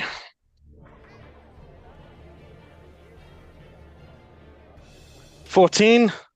14. You slip away from him, and he just fucking bashes his head on the cement and knocks himself out of it. Okay, good. I keep going down the alley, and I'm going to take out my very last fucking. You hear very distantly. What the fuck? Oh, fuck. You feel the ground shake under your feet. Fucking hell! I'm going to use my scroll of disguise self as I'm getting away, and I'm going to look like just a standard city watch guard. All right, you look like a Sharn watch guardsman, and I try to find walking patrol, try to find a skiff and get out of there. Okay. Without too much issue, you find a skiff, and if you want to pay the 6 silver, it'll take you back to the terminus station. I'm gonna go lower terminus station. I'm not gonna go directly to the Platinum Watch, to the Platinum Rest. Yep, takes you down to Lower Tapix Landing. Make the rest of the way on the platform. Yeah, exactly. I say, thank you, citizen. Anything for the Sharn Watch? And he leaves. Or you leave. Okay. Last thing I want to do is I want to bring it back to Viotelli. So Viotelli, what was the plan? You've gotten off the villa, you're on the streets. Kind of move with the crowd and away, and I'm going to move with, not with urgency, but like somebody who has got errands to run, somewhere to be.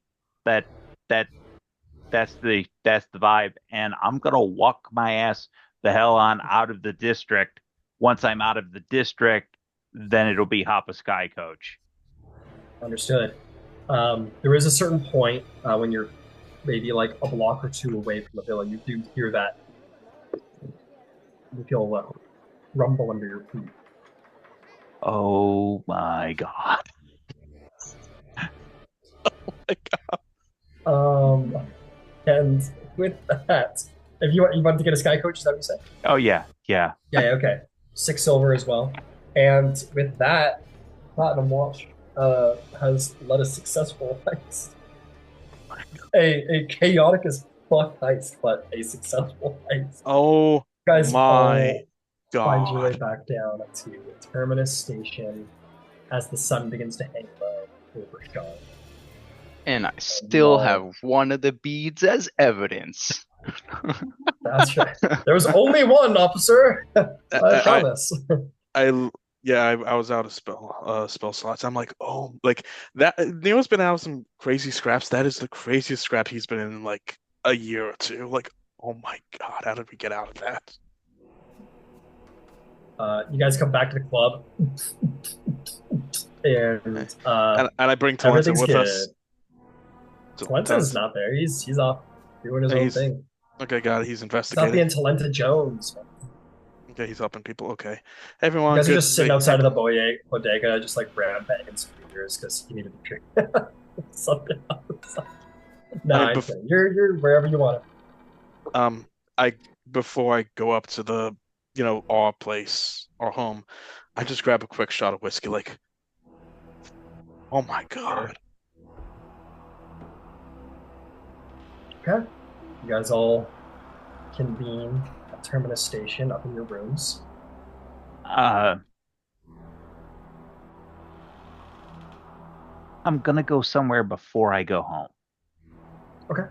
But I don't know what the business model is. Sure. Oh, actually, it's probably more than I can afford. Never mind. All right, understood. But you guys all, regardless, find yourselves uniting, probably back in your personal tower as opposed to the club tower. And hey, Selena, what did you do with the noble lady that you stole from her? I'll put her in my room. Okay. Yeah, fair enough. You lay her down on the nice cushioned bed, and maybe have the goblins tend to her. Who knows? If that's what you want. You gonna gag her? It's probably too small for her. That's fair. That's fair. And yeah, you take off. She's still like knocked the fuck out. You hit her pretty damn hard. Got a big purple golf ball welt on her, probably baseball welt on her fucking forehead. Yeah, you guys all find yourselves to like some common quarters, and you may discuss your day. So, what all did you find?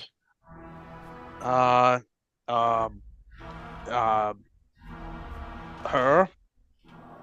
What do you make of this, Darwin?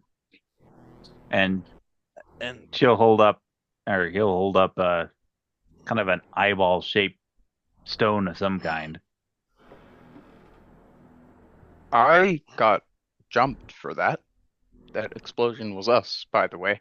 Also, Bendrig has like a cask of wine in one hand and then the brown bag in the other, but he's not covering the wine. He's using it so he doesn't hyperventilate. Can I make a check on whatever that is? Nope. You have no fucking clue what that is. I'm gonna ask Selena, how's our house guest doing? She's just fine. I put her in my bed in my room, so she's just resting up for now. Okay, did you gag her? No. That seems a little rude. Well, I'm gonna go upstairs and gag her and put a blindfold on her. No, you will not do any such thing. Guys, can I get some help here? I don't think she needs to be gagged. She's gonna scream and she's gonna try to get attention. How about I go keep an eye on her, and when she wakes up, I'll make sure she stays quiet. Have We your did servants make sure, entertain though. her. Actually, Princess, before you do, she's out cold currently, right? Yep. Bendrik, what can you tell us about these folks? On a scale of 1 to 10, how bad is that? I don't know. It was these orcs that I had seen staking out the villa before we had went in. They were in a vacant lot across. Oh, and it seemed... let me take that back. Sorry. I'm presenting the two Dark Six holy symbols that we took. Ah, How bad are these? these specifically. Let me see. Religion Check. check. Yeah, go for it.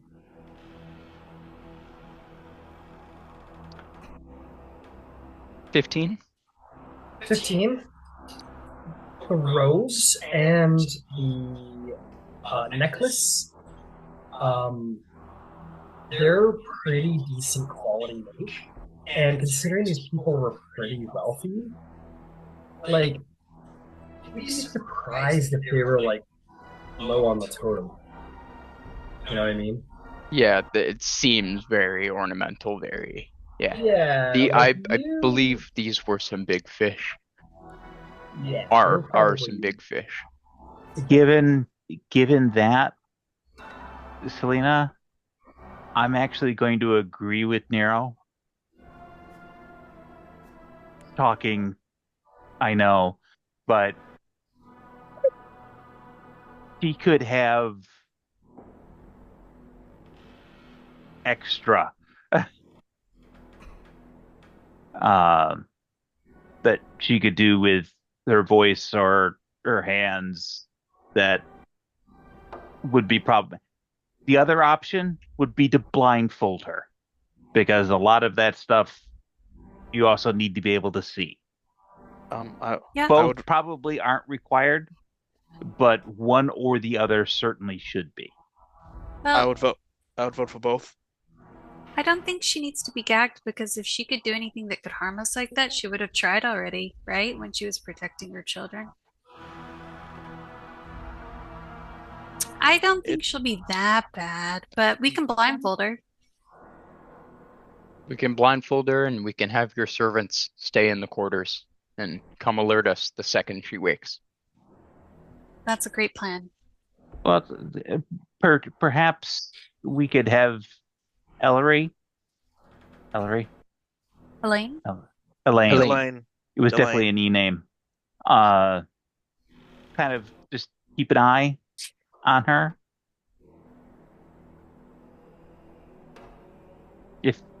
If they wouldn't mind. Yeah, Because that sounds good. I'd hate that. She's already proven to be exceptionally fractious. I would hate to have one of your goblin servants come to harm. I doubt that she could hurt Elaine. Yeah, that's a good idea. Where would Elaine be? Nightclub. He's mixing drinks in the bar, dude. He's fucking just fucking pouring shots, going crazy out there. I'll run down and grab Elaine after we're done talking. Okay. The only thing that I can think to do is to take this stone to House Cannith to get them to identify it. But I don't know what their fee schedule is. It's probably more than I have on me. Yeah, Kenneth is really expensive. Can I take a look at it?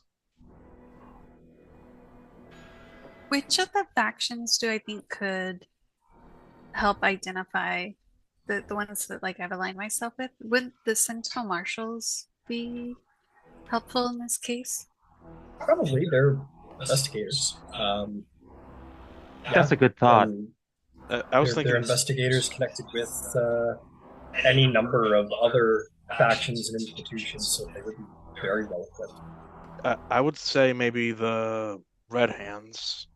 They're more of a presence in the city.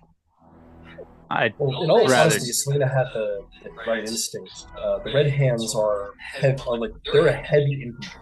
That's what they got. They come in and hit hard, but the Sentinel Martials are like investigators, highly skilled. yeah, investigators.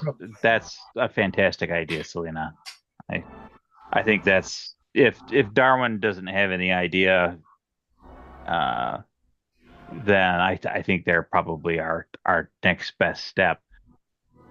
Just so you all are aware, it's kind of convenient, Benrig, that you you caused the same explosion up there that happened down here Vietnam eyes. because before I left the master suite, someone may have painted on the floor a symbol of the Borimor clan, who are the ones who are wanted for the explosion down here.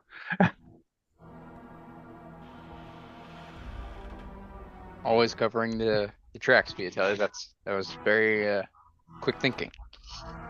And I may have put a temporary tattoo like on the half-orc bodyguard as well. Nice. Also, people that I had seen, just so you guys are all aware, we can always be looking out. There were some small, almost lizard beings. Yeah, I saw those two. There was a being that was like camouflaged into the wall. They continued to pursue actually after we left. Darwin was able to stoop some of the guards, but I don't know what of them. And then these half-orcs obviously were watching, or these orcs were watching as well, accompanied by the shifters who jumped us in the alley. Oh, that's lovely. We have an entourage. I would say so. Okie dokie. Do we They wanna did try- go into this alley. Perhaps we could investigate it later. But I did see them go to this place or this section and speak Why with a why few did the individuals. shifter and the orcs follow you? What were they after? Did they The say? eye. The eye. They knew about the eye. They said hand it over. I said I didn't have it. They said this The is eye. more painful than it needs to be. What eye? By And Viotelli will look at the little stone thing, which was about the size of an eyeball. Does it kind of look eye-ish?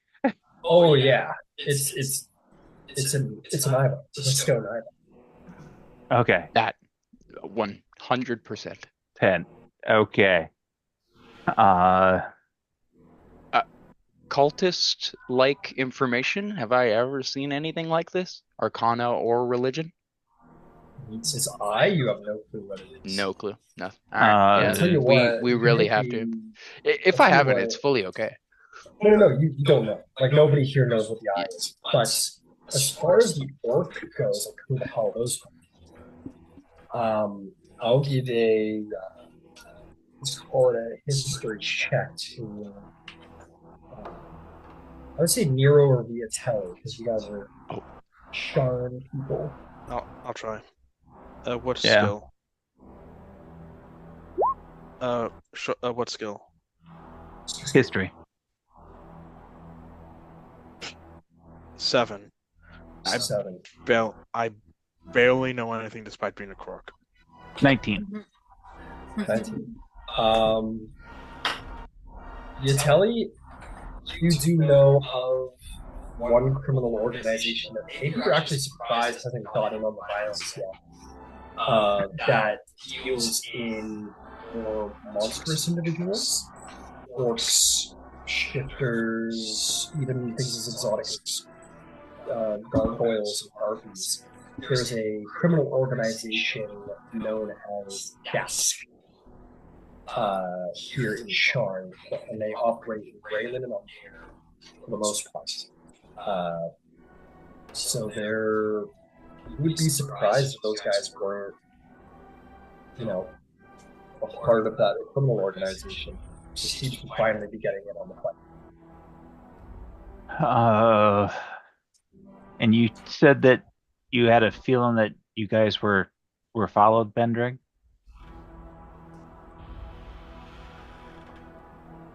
Yes, we were. I don't know how long, and I didn't see them because the the chaos. But they definitely were pursuing.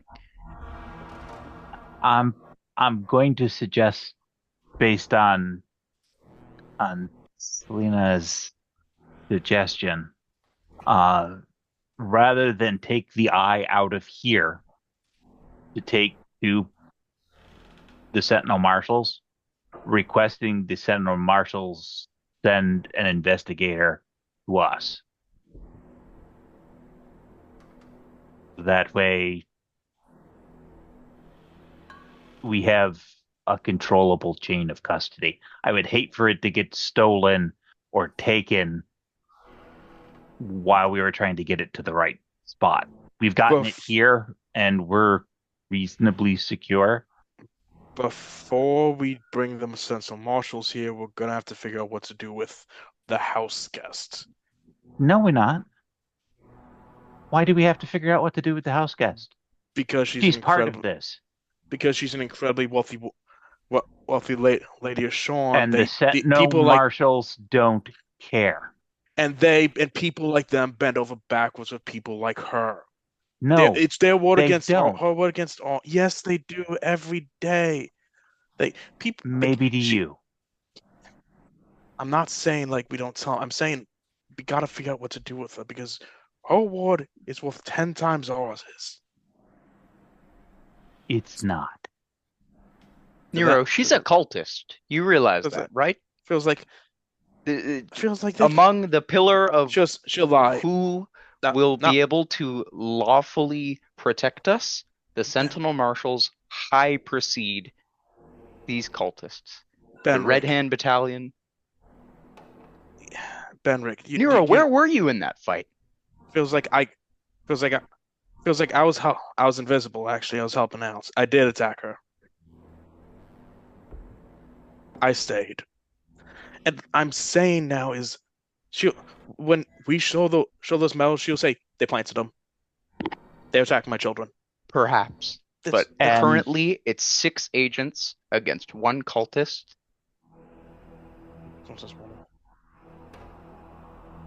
And the Sentinel Martials have wide-ranging authority.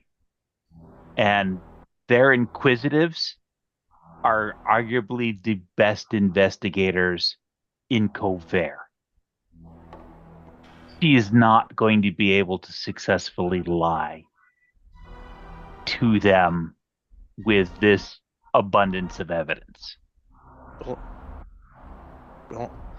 how much money does she have? It doesn't matter. It can buy the truth. They're corrupt, and we'll expose them too. We'll take them all down. They feels like the whole city's corrupt. And if it's not for us, then we'll never make a difference. Okay, I'm outvoted. Okay, I'm just.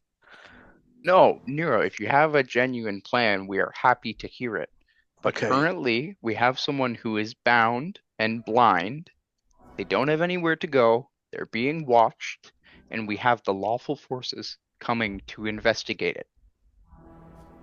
There's nothing more we can do for diligence sake to protect ourselves. No. Feels like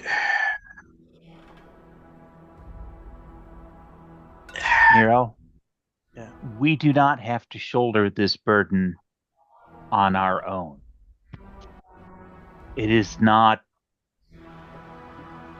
solely ours to deal with.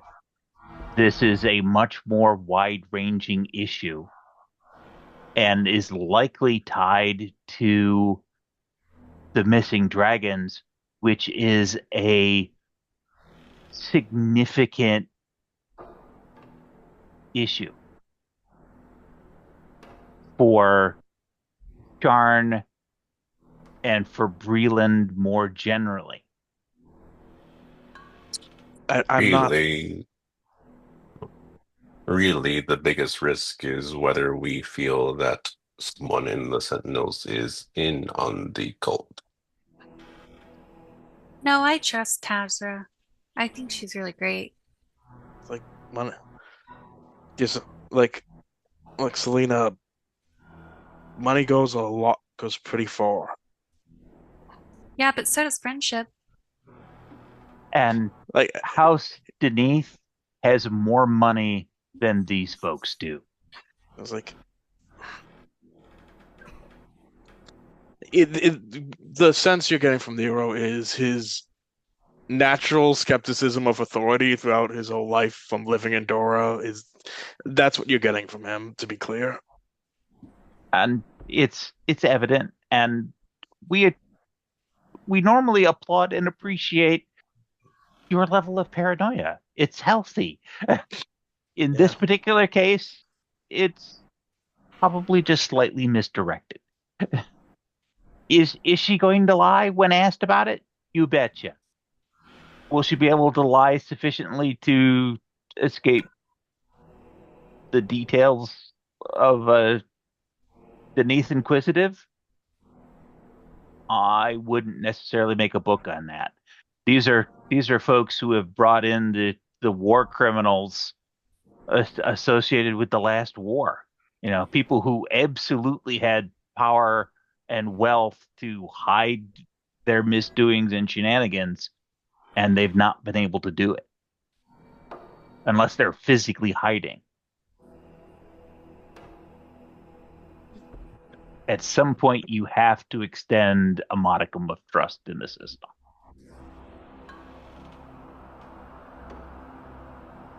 Let me Okay. go.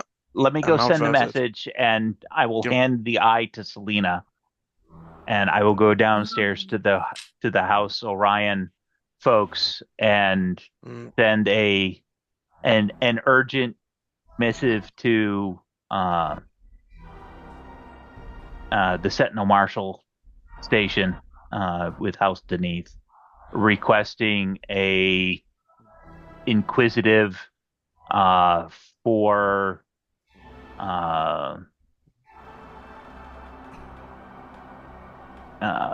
for part of the investigation with the bombing in Tavik's Landing and in Upper North Side. We have material evidence and a culprit. Okay. So that is done. yeah. And Guys, yes. I'm sorry, just as Viotelli just leaves, says, "Look, by the way, I'm not doing this out of I don't care about her. If what we believe is true, and she sent that fireball off in Tavik's Landing, she killed Nat, and she can Grulhund can just burn for all I care. Just say my piece." And with that last word from Nero, as he walks off, having made his final statement, we will continue with our story. The nightclub plays, the message is sent, the night rolls on. That does not take much longer than an hour, probably less than an hour, before a very familiar Sentinel Martial duo shows up. The Sentinel Martial twins, Layla and Tussle Bennett, Master Inquisitives and Sentinel Martials, to arrive both. They make their way through the club. They come to find all of you, knock on your door, and will say, "Well, were the message that we received?" We appreciate your speedy reply. Well, we're very interested to hear everything else.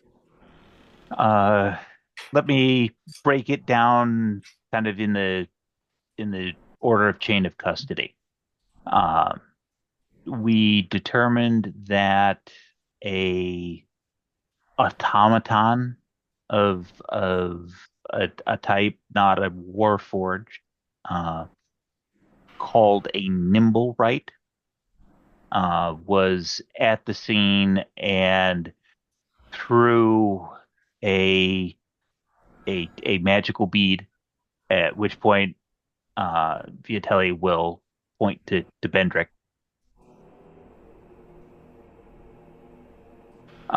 which caused the explosion in Tavik's Landing. That Nimblewright fled the scene. We have a description, clockwork gears, kind of piratey hat with a big plume, Van Dyke, hoo-ha. We were able to trace a number of recent sales of these Nimblewrights to a single seller in the dock district. We had an opportunity to speak with that seller, came to an arrangement. Indeed, they did sell a Nimblewright matching the description that we gave. They gave us a contact and an address for the Grulhunds in the upper north wing. We went there to conduct an interview. We were very unpolitely rebuffed. We took some personal initiative and entered the grounds with the intent of looking for additional evidence. No casualties were caused on the grounds. We proceeded into the main building, went to the living quarters on the second floor. There we encountered Lady Grulhund and her personal bodyguard. He was concerned about our presence there, and fisticuffs and violence took place. And by fisticuffs, I mean blades and sundry badness. But we endeavored to leave them intact as possible. In searching their room, we were able to find these and the two dark holy symbol medallions and the robes, which indicated a less than stalwart choice of following. The lady in question also had a valued possession secreted on her person, which during the course of the altercation came loose, and that's this object. Selena Dewdrop will toss the eyeball in her hand up and down and then hand it over. And if you want me to tell, you can say that you tell the tale. Yeah. If there's anything you wish to withhold, I'll withhold. Actually, there's nothing I'm gonna withhold. I'll even cop to the additional marking for the Borimor clan.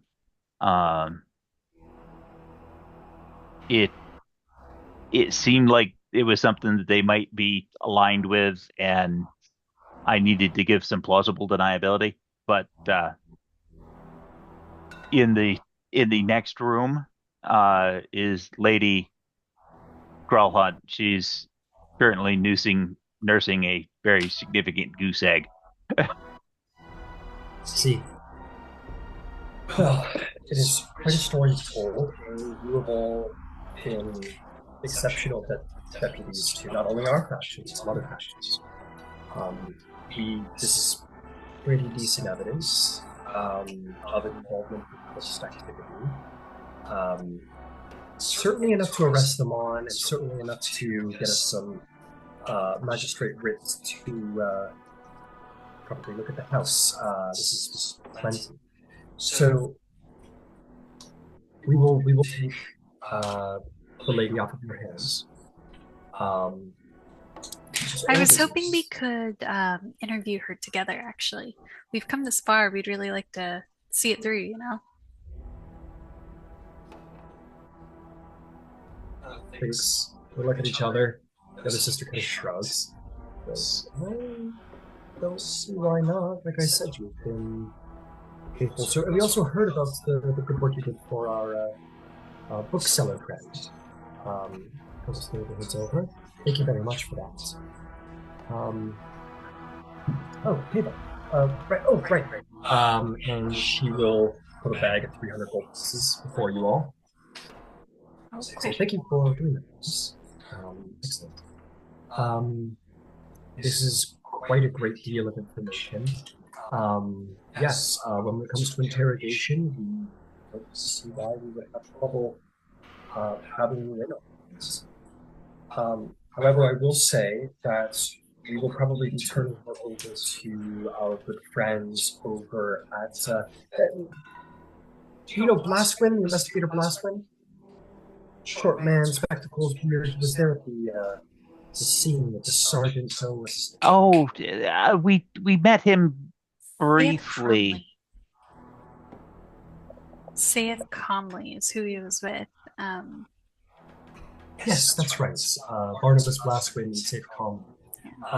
They are excellent, if I'm being honest. Saith Calmly is kind of able to bend the rules with the Sharn watch due to his rank, but the true brains of the operation is behind years of the Mage Blastwind. Him and his organization have worked with the Sentinel Martials for a deal.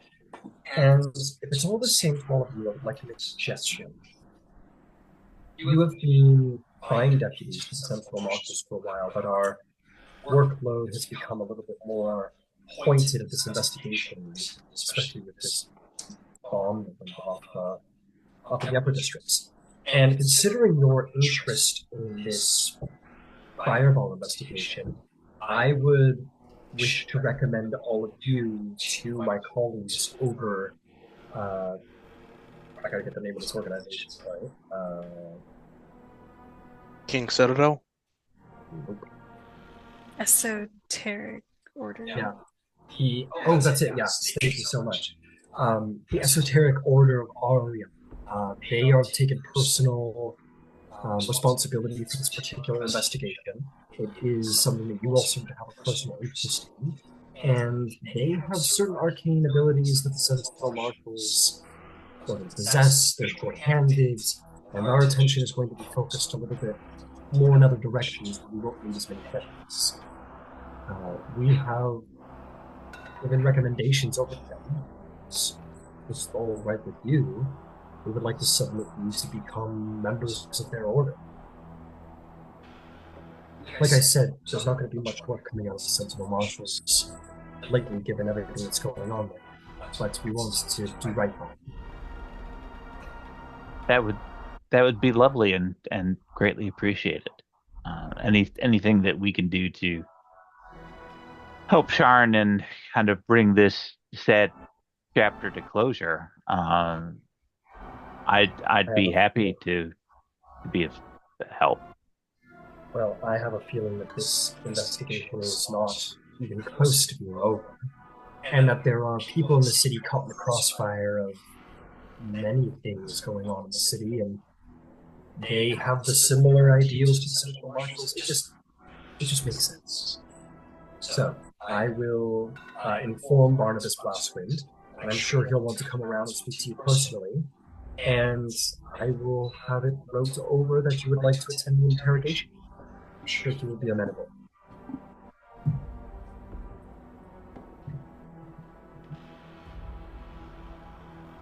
excellent. That sounds very lovely. Right. She looks at her sister, gives her a nod, and she'll stand up and proceed to leave. She says, well, we are going to have a couple things done immediately. The good sergeant and Barnabas are going to be informed immediately of all of this. The sergeant and Barnabas will be by to pick up their prisoner, to meet all of you. Again, it sounds like. And the Sentinel Marshal will be raiding the villa, arresting some people, and performing some interrogations on the, well, we will hand them over to the Esoteric Order and Sharn Watch, but we're gonna get the ball rolling tonight, and we'll inform you of everything in the morning. And if at all possible, could someone take some special care of the two children? They were in part witness to some of those events, and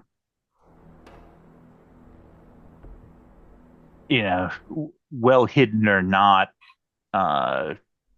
living with two parents who were cultists, I'm concerned about their well-being. The unfortunate part of this is that with their parents behind bars, they're going to have to be shipped off to other family members. But the fortunate thing is they probably have other family members who won't be orphans. So, yes, we will take you. Thank you. Okay. With that, some things are going to occur. First and foremost, members of the Sharn Watch are going to come and pick up the lady who is going to go screaming about her name and her titles and her but they will pull her off. You are told to go get some sleep, and the sergeant and the investigator will be around in the morning to meet with you and officially submit you to the Esoteric Order Arya. Which is interesting, perhaps for you, Bendrik, because this is a sovereign day. What's his name? Where are you? Yes, Orion is a sovereign host day, so this order is, will be dedicated to the Lord of Law. You all get some sleep, and a couple of things are going to happen in the morning. The Sharn Inquisitive is going to come out, and a copy of the Sharn Inquisitive is going to come out, a copy of Borimor Chronicles, and they're both going to be saying the same thing on the front page.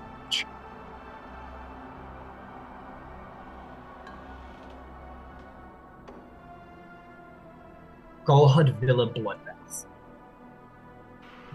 The different articles will be wrote, obviously different pieces of information, but it's going to say that the Borimor clan yesterday,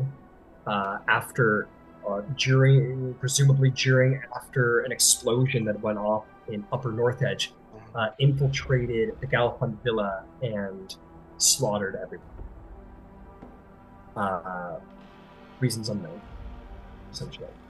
And it paints the Borimor clan in a horrible light, saying that they're vicious murderers, they're not businessmen. Some have been, and that the Sharn Watch is cracking down, and that various raids are an inside source in the Sharn Watch has said that the King's Citadel, in league with the Sharn Watch, are cracking down on Borimor clan activities. And even members who have no previous affiliation with criminals are being taken into custody as well. But it is worth noting that he didn't leave to a slaughterhouse. So, I'm sorry, we say that again. It didn't lead to what? We didn't when you leave, guys we didn't leave it a the slaughter. There was one person that was didn't dead. kill anybody on the premises. Or yeah, one You person guys- that was knocked out. You knocked out one person and abducted another. Kind of citizens arresting style. But the paper speaks of a bloodbath where the guards, the servants were slaughtered. The status of the actual family is coming to you, basically. I'll see if I can't get you information on that. Just want to check something.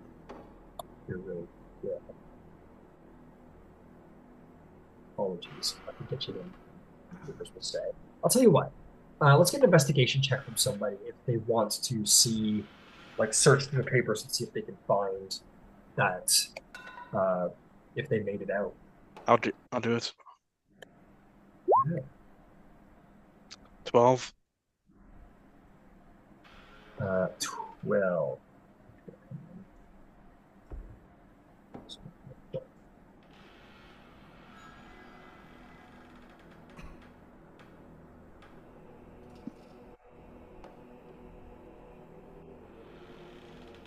Okay, so I'm going to scroll here for your information. All right.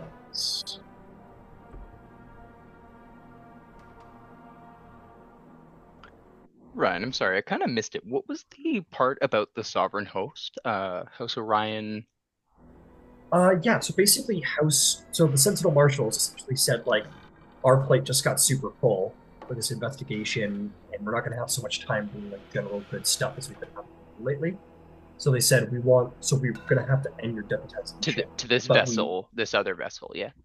Yeah, but they said, but we have recommended to the Esoteric Order of Oron because they are far more wrapped up personally in this investigation and can have similar benefits within the city for you. And it will also get you closer to Barnabas Blastwind, who is the lead investigator of this investigation. Got it. And sorry, just the connection to the sovereign host in connection to all of that? Yeah. Why don't you roll me a religion or history check if you want to know more about the Esoteric Order and its relationship to the Sovereigns? 25. 25. You've heard of the Esoteric Order of Orion long before this explosion happened. It is considered the largest mage society in Sharn. And all who have membership to the Esoteric Order take a vow to use their talents to preserve and advance civilization and to operate within the confines of it. They help maintain the rule of law of Galifar I, and many of its members served Brawling during the last war. So basically, this is like a mages guild that is highly bent on using their talents for ethical lawful and good. Legal. Yeah, they're very lawful good. And they do this in the name of Oron, who's the sovereign host. Yeah, of the host. Got it. Cool. Sorry, I just missed the little connection there. Awesome. Yeah, no problem. Yeah, that would be a big connection for him. Yeah, and if you're interested, they specialize in abjuration, divination, and invocation magics. Just as like a fun, cool piece of information there. Yeah, very useful. Awesome. And because of Barnabas Blastwind's involvement in the investigation, this isn't just like a thing they say, or like, oh, we're dedicated to the law, and if they don't, and it's like, great, good for you. Like, they seem to actively take in like an involvement in legal matters. Like, they actively have involvement in legal investigations, and they work in tandem with the Sharn Watch and so on. So they're pretty big cheese in Sharn. Legitimate good force that's actively Maybe maybe not just pushing papers. Exactly. They do as well as study, as opposed to just being. They walk the walk as well as talk.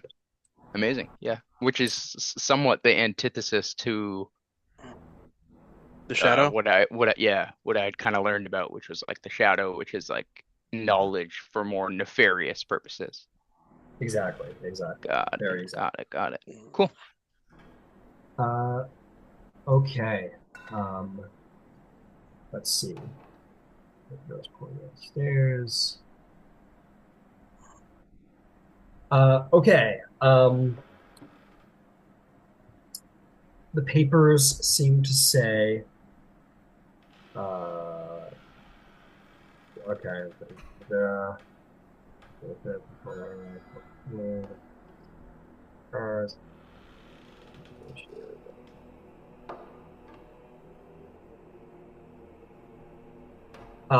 It says that Lord Orond uh, died in the battle. It says that it doesn't say anything about the children and doesn't say anything about Lady Yala.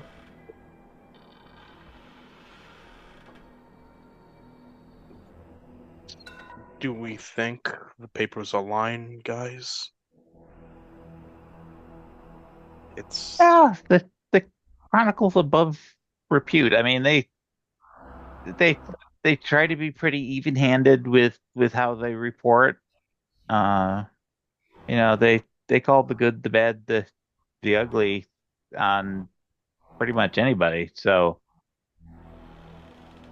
I don't think that they're going to color it.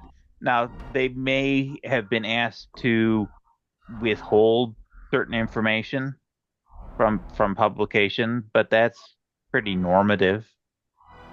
Particularly if there's a risk of life and limb or there's an active investigation of some kind. But that's pretty normative. I've never not trusted the Cronenberg Chronicle, but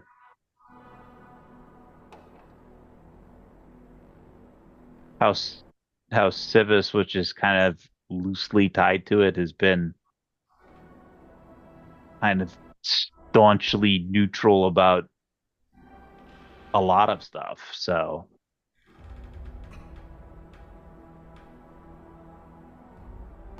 I mean, if they're willing to antagonize the Carnathi, then they're willing to antagonize anybody. Dude, so there was a massacre then. Yeah, and my guess is that it was probably might have been those same thugs, the orcs or whomever else, but it could have been whoever that shadowy figure is, once all the guards got pulled off, for all we know. Yeah, maybe. Two things are going to happen at this point. There's going to be a knock on your door at this early hour, and you will find that Barnabas Blaswin and Sergeant Seth Conley are standing at your door, and Barnabas says, "Salutations!" And will surely wish to speak to all of you soon enough. But there's one other thing. Nero, you are going to find that in your room this morning, there is going to be a note, sort of like sitting on your windowsill in this high tower. Mm-hmm. It's going to read the following.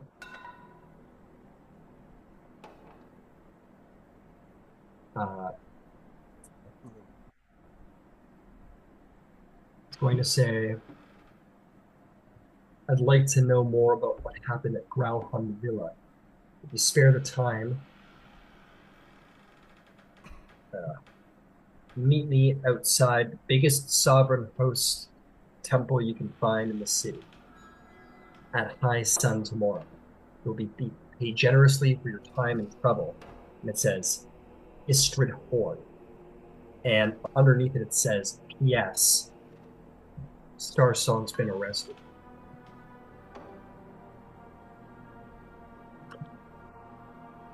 I make note of it all and I just bend the notes. I will send it to you for your notes. Yeah. Wish. Nero reads it. He has a different, he's in a very different emotional state than he was pre-blast. Sure.